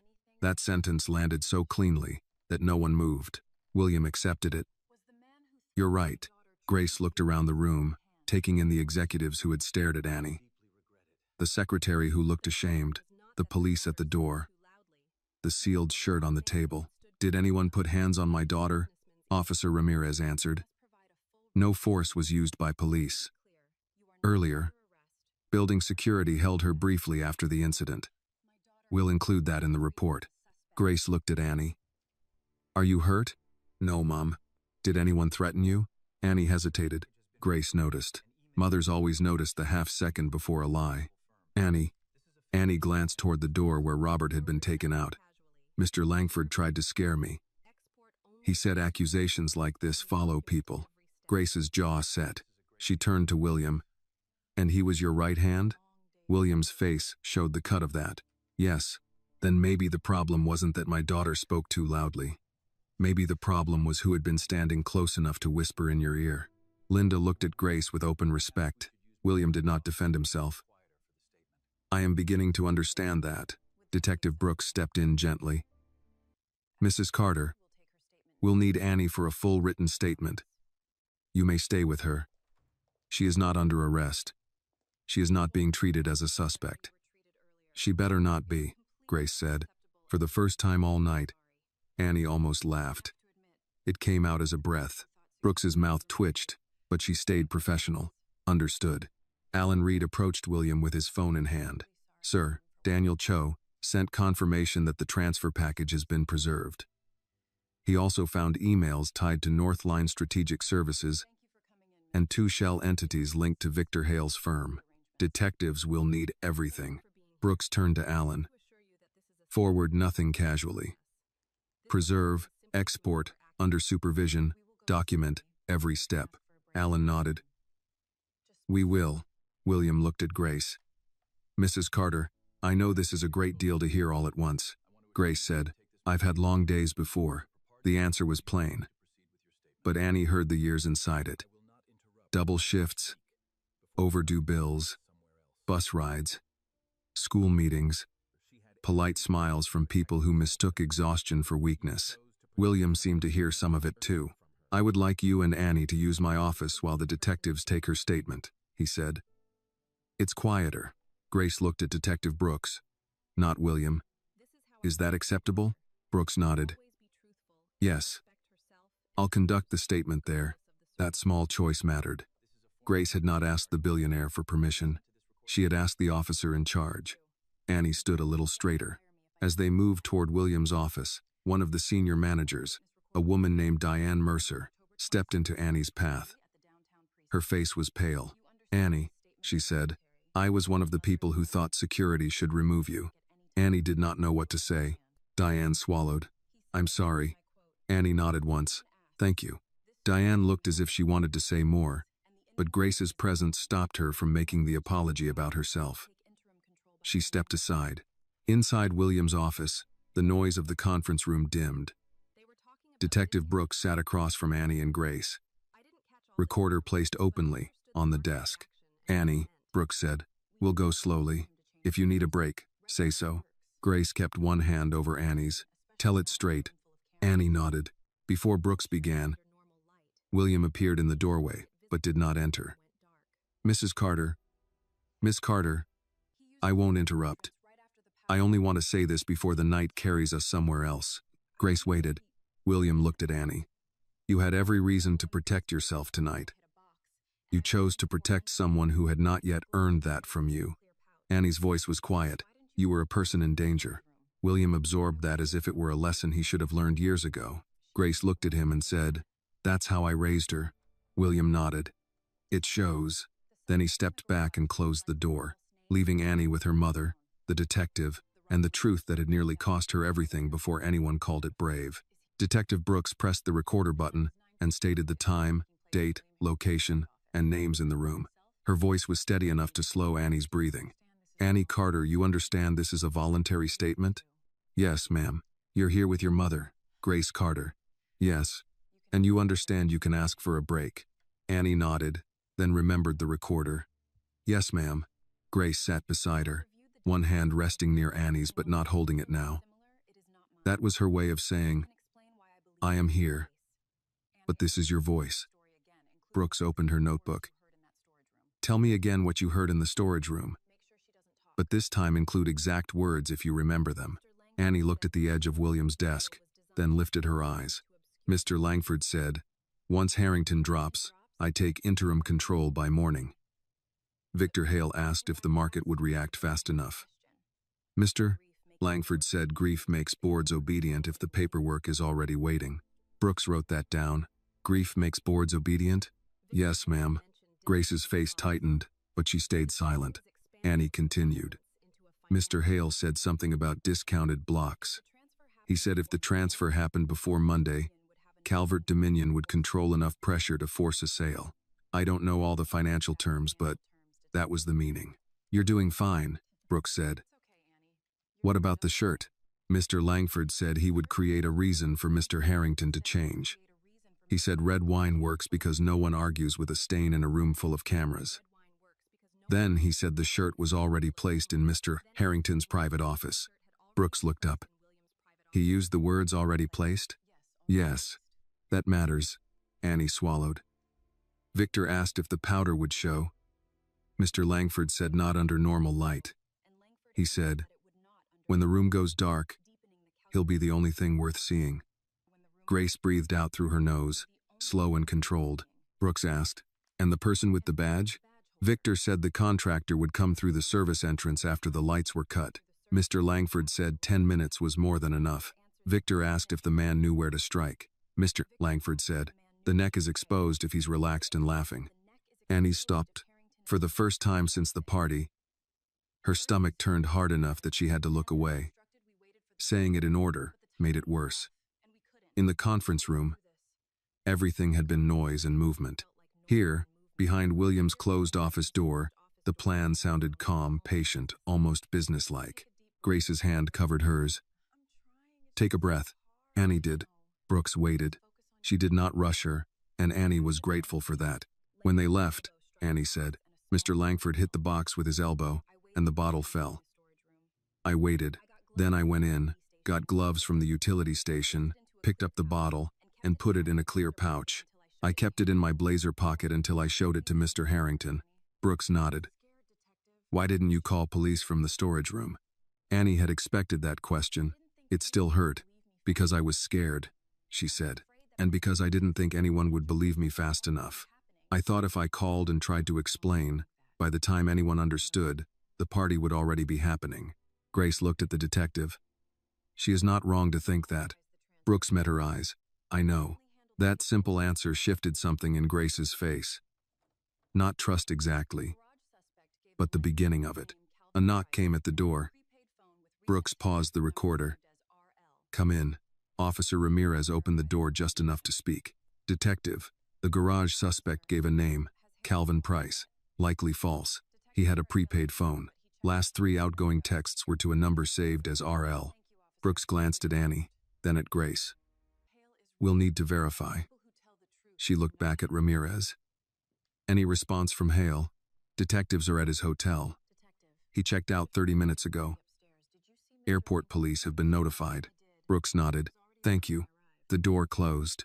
Annie looked at her mother. He's running? Grace squeezed her hand once. People who tell the truth don't have to run.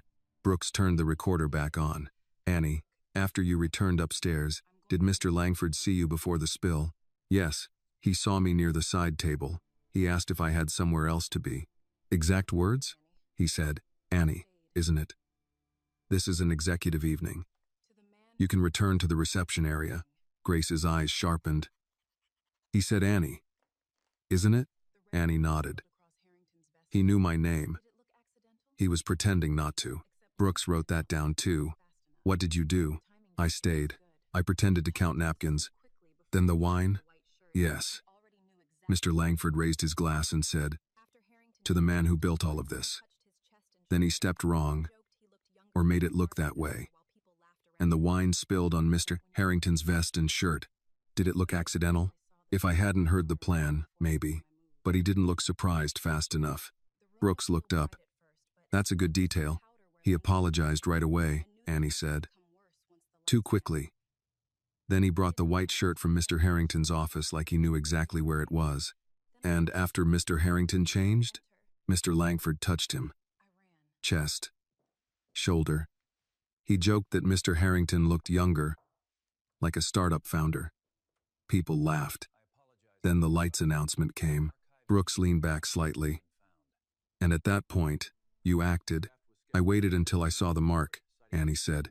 The room was still bright at first, but I could see faint powder where his hand had been.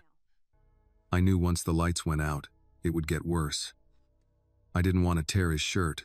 I didn't want everyone looking at me like that. But I saw the service door open. Her voice thinned. I saw the man come in. Grace's hand tightened. Annie pushed through. So I ran.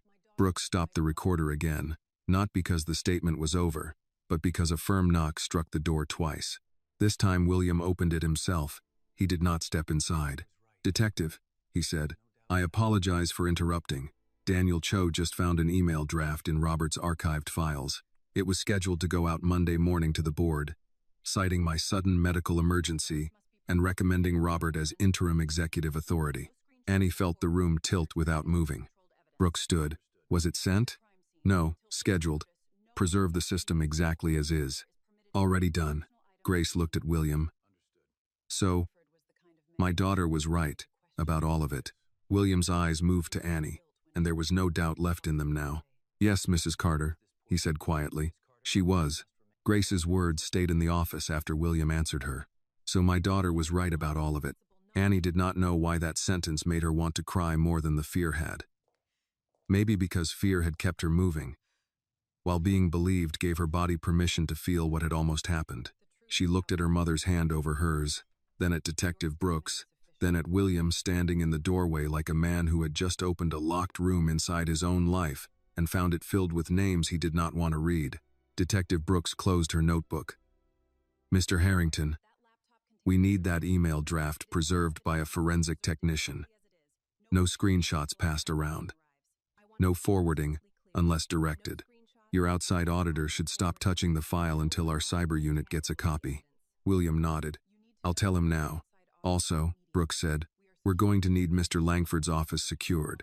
No assistants, no cleaning crew, no executives looking for personal items. Done. Grace looked at William. Was he the kind of man people were afraid to question? William paused. Yes. Then don't be surprised it took someone with nothing to lose in that room to say what others wouldn't. Annie turned to her. Mom. Grace did not look away from William. No. I mean it. Rooms like this don't get dangerous all at once. They get dangerous when everybody learns which truth costs too much to say. William accepted that without defense. You're right. Detective Brooks gave Grace a quick look, almost approving, then turned back to Annie. I have enough for this portion. We'll take a formal written statement downtown, or here with counsel present, depending on what the department decides. For tonight, I want you to stay available. Annie nodded. Am I allowed to go home? Brooks's answer was careful. Soon. But not until we know whether Victor Hale is in custody, and whether anyone else tied to this plan is still loose. Grace's shoulders tightened. You think Annie could be in danger? Brooks did not soften the truth. She is the witness who interrupted the plan. We won't ignore that. William stepped farther into the room. They can stay here, or I can arrange a secure hotel. Grace's chin lifted. We're not charity cases, Mr. Harrington. I did not mean it that way. I know what you meant. I also know how fast help from powerful people can start feeling like ownership. William looked as if the words struck somewhere old. Then let me say it differently. Mrs. Carter, your daughter became a target by saving my life inside my building. I have a responsibility to make sure both of you leave here safely tonight. You can choose how that happens, but I cannot pretend it isn't my responsibility. Grace studied him. She was not easily impressed. Annie knew that. She had met landlords with soft voices and hard leases, managers who smiled while cutting hours, school officials who praised Annie's potential while explaining why a fee waiver had been misplaced. Grace trusted actions after they had survived time. Finally, she said, police first, then we talk. Fair, William said. A call came through Brooks's radio. She stepped toward the window and listened. Annie caught only pieces. Airport unit, black SUV, Hale, terminal access road. Brooks responded, then turned back. Victor Hale has been stopped near O'Hare, she said. Not formally booked yet, but he is in custody. Annie breathed out. Grace whispered, thank God. William's face hardened. Did he have anything with him?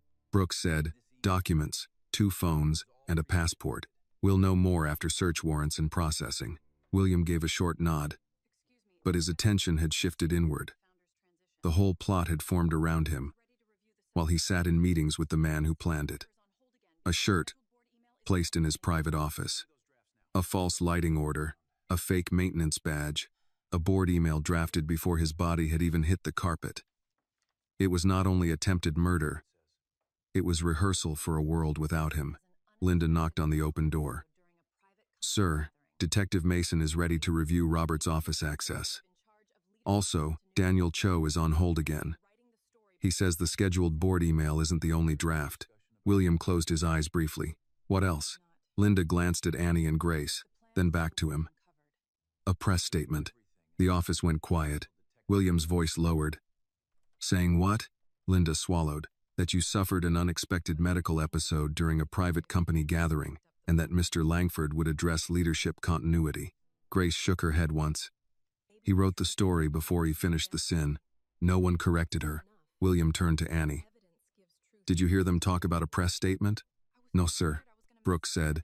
That means we're still uncovering parts of the plan. William looked at Linda. Tell Daniel to preserve everything and stop digging until detectives direct him. Linda nodded and left. Annie rubbed her thumb against the side of her hand. Detective Brooks? Yes. If I hadn't picked up the bottle, would anyone have believed me? Brooks took a moment before answering. Maybe eventually. Maybe not soon enough. Evidence gives truth a place to stand. Grace looked at Annie. That's why you used gloves. Annie nodded, but her voice was small. I was afraid I'd mess it up. You didn't, Brooks said.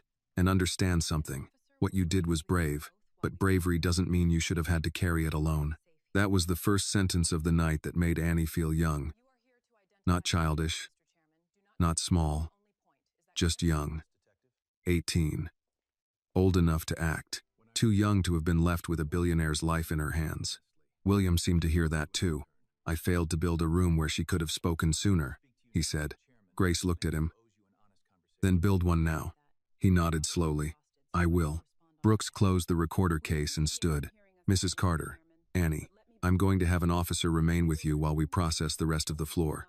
Mr. Harrington, you need to come with me and Detective Mason to identify items in Robert Langford's office. Don't touch anything, just identify. William turned to Annie before leaving. Miss Carter, when I come back, I would like to speak with you and your mother. Not as a chairman to an intern. As a man who owes you an honest conversation.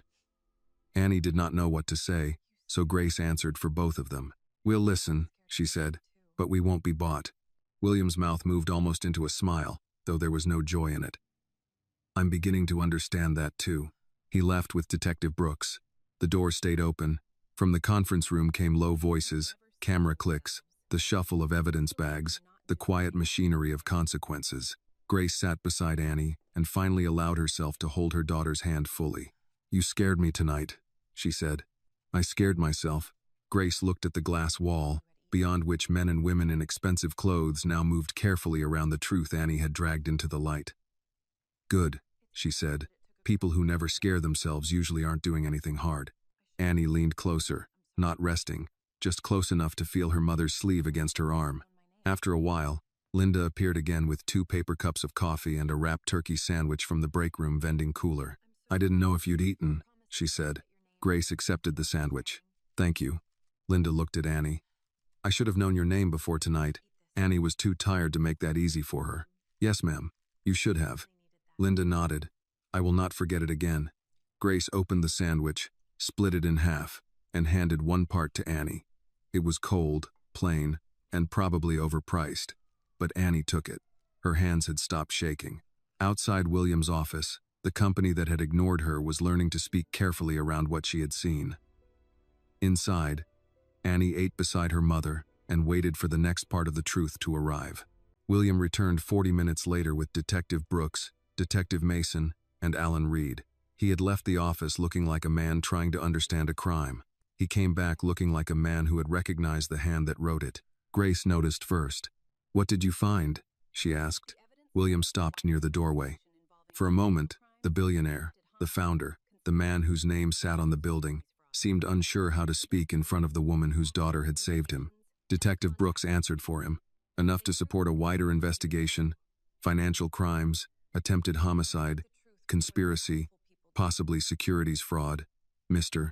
Langford's office had copies of transfer documents, draft board communications, and contact records tied to Victor Hale.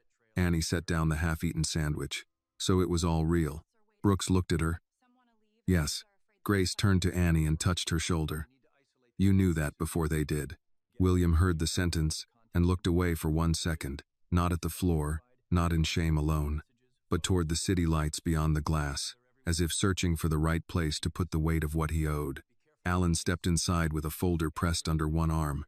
Mr. Harrington, detectives will need your formal statement soon. The board has also been notified that there was an incident, without details. Daniel Cho is preserving the audit trail. Good, William said.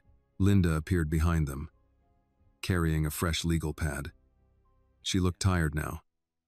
The kind of tired that made people honest. Sir, the remaining guests are waiting for instructions. Some want to leave. Some are afraid they'll be questioned if they go. Detective Mason said. They can leave after we record contact information and identify who witnessed relevant moments.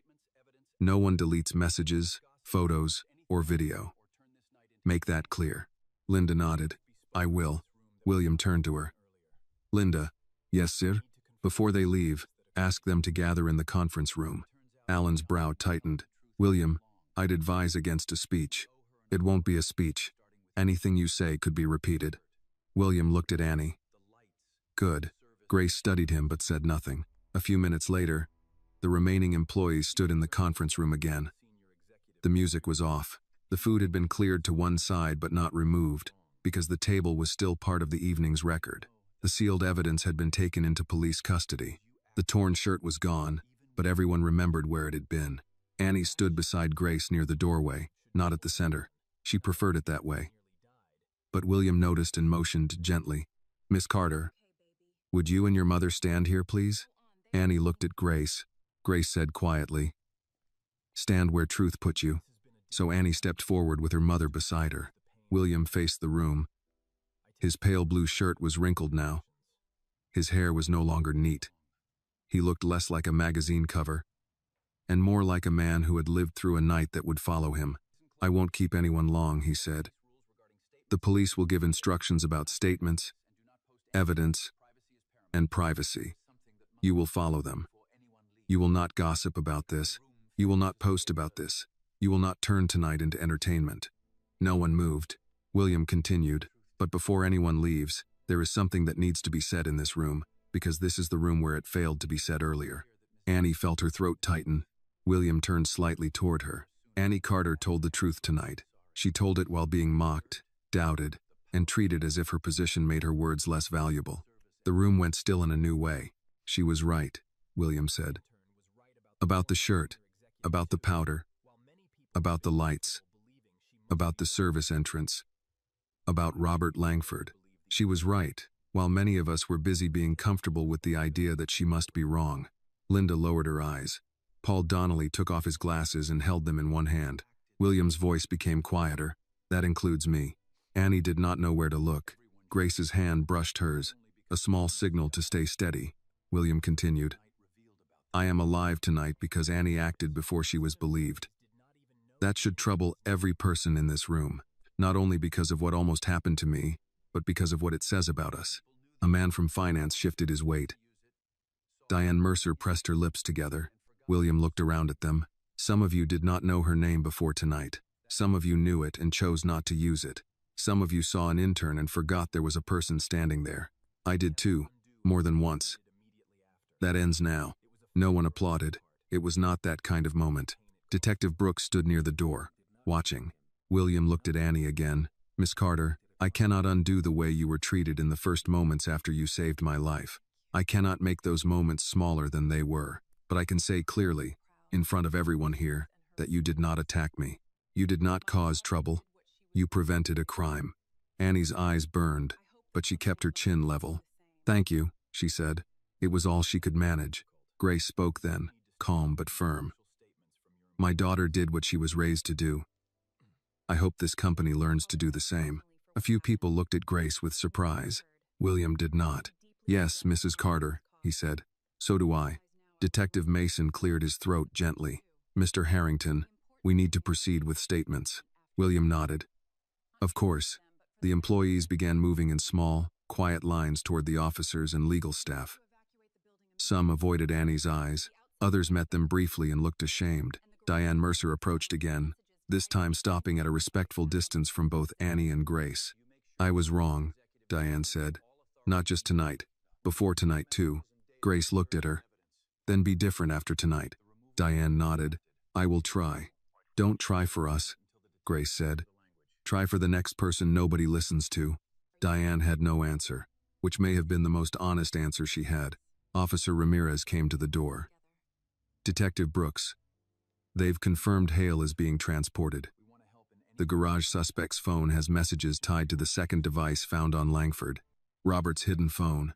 Annie remembered the way his face had changed when it was found. Brooks nodded. "Good. Get those preserved."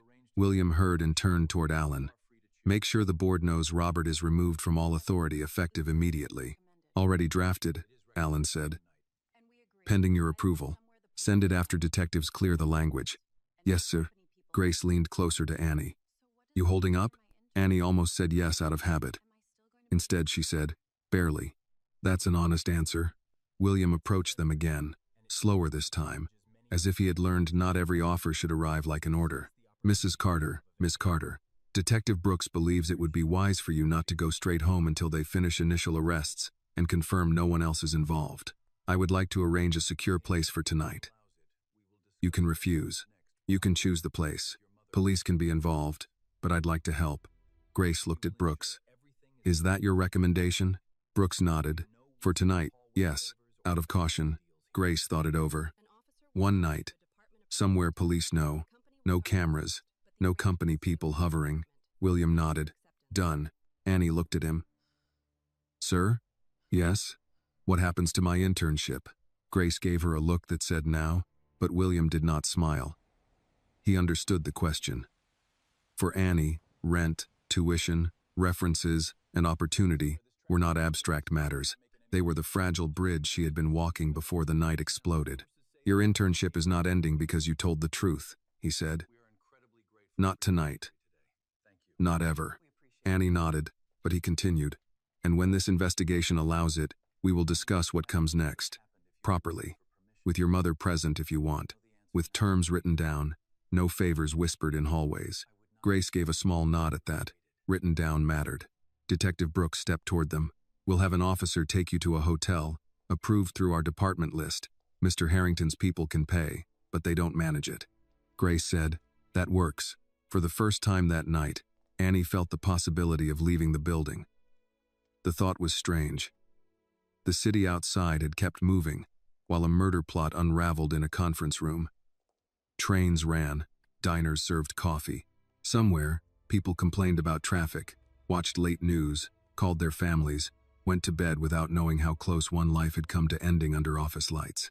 As Annie and Grace prepared to leave with Officer Ramirez, William stood near the conference room door. "Miss Carter," he said. Annie turned. "You asked earlier what would have happened if you waited for permission," he said. "I know the answer now." Annie waited. William's voice lowered. "I would not be standing here." Grace touched Annie's back, guiding her toward the hall. Annie did not answer because there was nothing more to prove in that room. Not tonight. Not after the evidence, the arrests, the apology, and the silence of people who had finally run out of reasons not to believe her. She walked out beside her mother, past the locked elevators and the guards who now stepped aside for her. Carrying only her phone, her coat, and the knowledge that truth had survived the room that tried to bury it. Officer Ramirez walked Annie and Grace through a side hallway instead of the main reception area. The party guests were still being questioned, and the elevators had been taken over by police and building security. The hallway felt different now. Earlier, Annie had moved through it as an intern, careful not to block anyone important. Now guards stepped aside and held doors open without being asked. That should have felt good. It did not. Grace noticed. "Keep walking, baby." "I am." "No, you're thinking." Annie glanced at her mother. "How can you tell?" "Because you walk slower when your mind is trying to outrun your feet." Officer Ramirez gave a small smile but kept her eyes on the corridor ahead. At the service elevator, Annie looked back once. Through the glass wall at the end of the hall, she could still see part of the conference room. Detectives moved around the table. Linda was speaking to Alan Reed. William stood alone near the doorway, one hand on his phone, no longer surrounded by people waiting to please him. For a moment, he looked less powerful than tired. The elevator doors opened. Grace stepped in first, then Annie. Ramirez pressed the garage level. The ride down was quiet except for the hum of the elevator and the soft crackle of the officer's radio. Annie finally said, "Mom, did I ruin my life?" Grace turned to her. "No, you don't know that. I know enough. What if people say I attacked him?" "People say many things when the truth embarrasses them." Annie looked at the metal doors. "He was standing there with no shirt. Everyone saw." Grace's voice stayed calm. "And he is alive to be embarrassed." Officer Ramirez looked over. "Your mother is right." Grace nodded once, accepting the support without needing it. In the garage, a patrol car waited near the private exit. Chicago's cold night air rushed in when the door opened. Annie pulled her coat tighter. Her hands still smelled faintly of office soap and the plastic pouch she had held too long. As they got into the back of the patrol car, Grace leaned close. "Listen to me. Shame is a tool people use when they can't defeat the truth. Don't pick it up for them." Annie held that sentence while the car pulled out of the garage. The hotel was only 15 minutes away. One of those business hotels near the river where the lobby had quiet lighting, framed city photographs, and a man at the desk who straightened when he saw the officer. Ramirez handled the arrangements without mentioning details. William's company paid, but the room was listed through a police-approved security note. Grace insisted on reading the registration before signing anything. Annie stood beside her, too tired to be embarrassed. Upstairs, the room had 2 queen beds, a desk, a coffee maker, and a view of another building.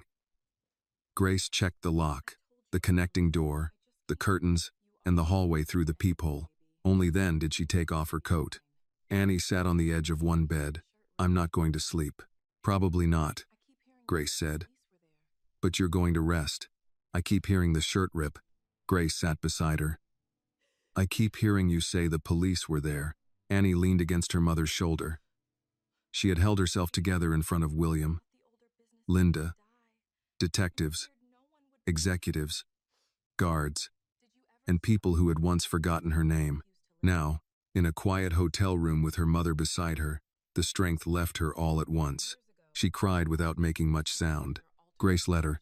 After a while, Annie whispered, "I was so scared. I know. I thought he was going to die. I know. I thought nobody would believe me." Grace stroked the back of her hand. "That part I know too well." Annie looked at her. "Did you ever stop telling the truth because people wouldn't listen?" Grace took time before answering. "Yes." Annie was surprised. "You?" Grace gave a tired smile. "I'm your mother, not a statue." "What happened?" "Years ago, in an office where I worked, a supervisor was changing hours on people's timesheets. Mostly women who needed the job too badly to complain. I spoke up once. They told me it was a misunderstanding. I spoke up again. My hours got cut. After that, I learned to survive quietly for a while." Annie listened. Grace continued, "I'm not proud of every silence I kept, but I raised you hoping you'd know the difference between silence that protects your spirit and silence that protects someone else's wrongdoing." Annie wiped her face. "Tonight didn't feel brave. Most brave things don't. They feel like your stomach turning while your feet move anyway." A knock came at the door. Grace stood at once. "Who is it?" "Officer Ramirez." Grace checked the peephole, then opened the door with the chain still on. Ramirez stood outside holding a paper bag and 2 bottled waters. "I brought food. Nothing fancy. Turkey sandwiches, chips, fruit cups." Detective Brooks said, "You may be here a while." Grace accepted the bag. "Thank you. There's an officer in the hall for the night," Ramirez said. "Victor Hale is in custody. The garage suspect is being processed. Langford is still at the station with counsel." Annie stood. "Did he say anything?" "Not much that helps him." Ramirez looked at her carefully. "You should know his hidden phone had messages about the shirt, the powder, and the timing. Detectives will still need lab results, but the case is moving." Grace nodded. "Good." Ramirez handed Annie a card. "Detective Brooks asked me to give you this. Call if anyone contacts you, threatens you, offers you money, asks you to change your statement, or says they can make this easier." Annie took it. "Okay. And Annie?" "Yes, ma'am?" "You did the right thing." Annie looked down at the card. "People keep saying that now." Ramirez's face softened. "They should have said it sooner." After the officer left, Grace locked the door again. They ate at the small desk, not because they were hungry, but because the body needed proof the night was continuing. The turkey sandwich was dry. The chips were too salty. The fruit cup tasted like syrup. Annie ate every bite. Near midnight, Grace turned on the television with the volume low. Local news showed traffic on the expressway, a weather update, and a story about a high school basketball game. Nothing about Harrington Global yet. Annie watched the ordinary world and found comfort in its indifference. Her phone buzzed. A message from Linda Pierce appeared. "Miss Carter. This is Linda. Mr. Harrington asked me to confirm that you and your mother are safely settled. No response required tonight. Also, I am sorry again. I should have listened." Annie showed it to Grace. "Do you want to answer?" Grace asked. "Not tonight." "Then don't." Annie put the phone face down. At 1:17 a.m., another message came, this one from an unknown number. Annie froze. Grace saw her face and reached for the phone. The message read, "You don't know what you stepped into." Grace took a screenshot, then handed the phone back. "Call the detective." Annie called the number on the card. Detective Brooks answered on the 3rd ring, voice awake, not sleepy. "I got a message." Annie said. Read it to me. Annie did. Good job calling, Brooks said. Do not answer it. Send the screenshot to the secure number I'm texting you. We'll trace what we can. Is the officer still in the hall? Yes. Tell Officer Ramirez. I'll notify her too. Grace opened the door after checking again. Ramirez was already walking toward them, radio in hand. Detective called, she said. Let me see the message. Annie handed over the phone. Ramirez read it and looked at Grace. You did right not responding, Grace said. My daughter has done enough reacting for one night. Ramirez nodded. We'll increase checks on this floor. After the door closed again, Annie sat on the bed with her phone in her lap. I thought it was over, she said. Grace sat across from her. The dangerous part may be over. The hard part is not always the same thing. Annie looked at the message again before turning the phone off under her mother's instruction. You don't know what you stepped into. Maybe she did not. Not fully. She had stepped into money, power, crime, shame, race, class, loyalty, fear, all tangled together under office lights. But she also knew what Robert Langford had not understood. She had not stepped in alone. Grace turned off the lamp between the beds, leaving the bathroom light on. Annie lay down still wearing her socks, Detective Brooks's card on the nightstand. Her mother in the next bed, an officer in the hallway, and the city moving beyond the window. Sleep did not come quickly, but when Annie closed her eyes, she no longer saw only the torn shirt. She saw Robert stop speaking when the bottle appeared. She saw William finally listen, and she heard her mother's voice, quiet in the hotel dark. Truth survived tonight, Grace said. Annie opened her eyes. Barely. Grace answered. Barely is enough for morning. Morning came without feeling like morning. The hotel curtains had kept most of the light out. But a pale line slipped in at the edge and touched the carpet near Annie's shoes. She had slept maybe 2 hours, broken into small pieces. Each time she woke, she checked the nightstand for her phone, the detective's card, and the sound of her mother breathing in the next bed. Grace was already awake, sitting by the small desk with a paper cup of coffee from the lobby, and her coat folded over the chair. You didn't sleep, Annie said. Enough. That means no. Grace took a sip. It means I'm functioning. A soft knock came at the door. Grace checked the peephole, then opened it. Detective Brooks stood outside with Officer Ramirez and William Harrington behind her. William wore a dark overcoat over a clean shirt, no tie. He looked as if the night had followed him into the morning and refused to leave. Grace opened the door wider but did not step back far. Detective, Brooks nodded. Mrs. Carter, Annie, we have updates. And Mr. Harrington asked to speak with you. I told him that only happens if you agree. Grace looked at Annie. Annie sat up straighter. It's okay. They entered. William did not take a chair until Grace pointed to one. Annie noticed that. Last night, he would have stood wherever he wanted. This morning, he waited. Detective Brooks spoke first. Victor Hale is in custody. Robert Langford's hidden phone links him to Hale and to the man detained in the garage. The syringe and containers are with the lab. The first field test supports your statement about a marking substance, but formal results will take longer. Financial crimes is taking over the record side. For now, you're safe, but we still recommend caution. Annie nodded. What about the message I got? Prepaid phone, Brooks said.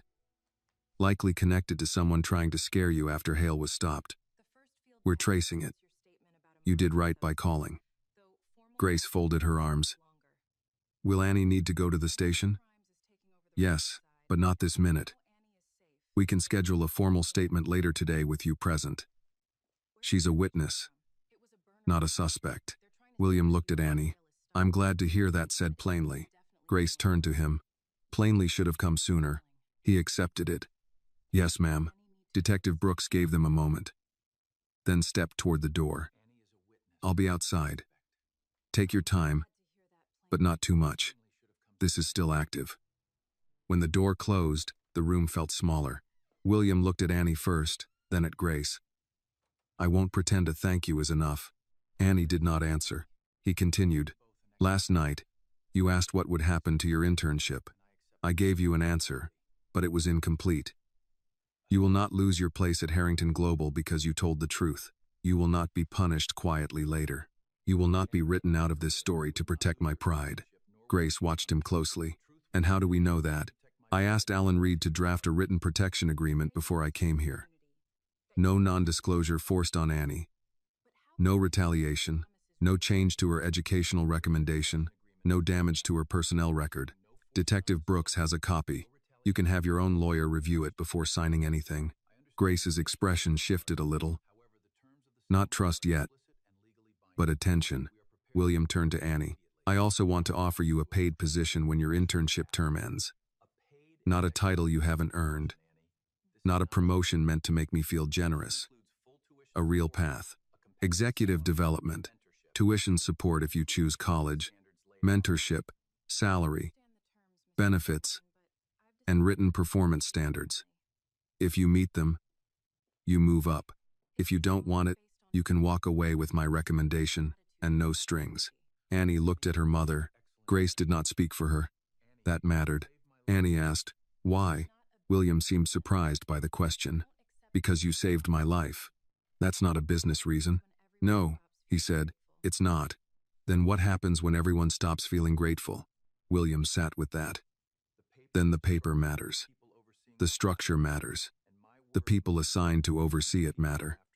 And my word has to become more than a feeling I had the morning after surviving something. Grace nodded once. Better answer. William almost smiled. I'm learning. Annie looked at her hands. I don't want people saying I got a job because I ripped your shirt off. You didn't rip my shirt off to get a job. They'll still say it. Yes, William said. Some will. People who need to make courage look small usually find a way. Grace looked at him. That sounds like something you learned overnight. It is. Annie met his eyes. I want to earn it. I know, he said. That's why I'm offering a path, not a crown. For the first time, Annie allowed herself to breathe without bracing for the next blow. William reached into his coat pocket and took out a small plastic badge holder. He placed it on the desk, not in Annie's hand. Inside was her intern badge from the night before. The lanyard was bent, the plastic scratched from when she had run through the party. Linda found this on the conference room carpet after you left, he said. She thought you might want it. Annie picked it up. Her name, Annie Carter, was printed in black letters beneath the word intern. Yesterday, that word had felt like a limit. This morning, it felt like evidence too. William stood. There will be reporters. There will be lawyers. There will be people who try to turn you into a symbol before they treat you as a person. Don't let them. You decide how much of yourself you give this. Grace said, we will. He looked at Grace. Mrs. Carter, you raised someone I did not know how to see. Grace's voice stayed steady. Then don't make that mistake with the next one. I won't. A year later, Annie stood again in the same conference room at Harrington Global. But the room was different, because the people inside it were different. Some had left after the investigation. Some had been fired. Some had stayed and learned to speak more carefully, listen sooner, and use names instead of titles when a name was available.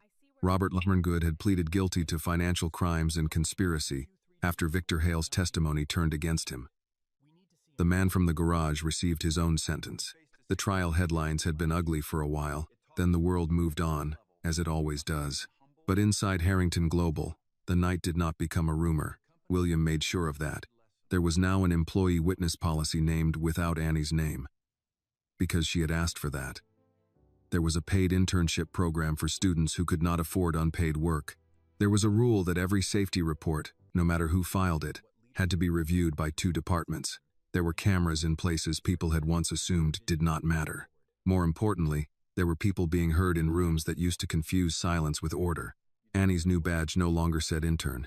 It read, Annie Carter, Executive Development Associate. She had earned the title slowly, through early mornings, finance classes, compliance training, long meetings, mistakes, corrections, and more reading than she thought one human brain could hold. William had kept his promise, but he had not made the work easy. Annie respected him more for that. At a small orientation for new interns, William stood beside her near the front of the room. He did not tell the whole story. He did not describe the shirt, the powder, or the fear.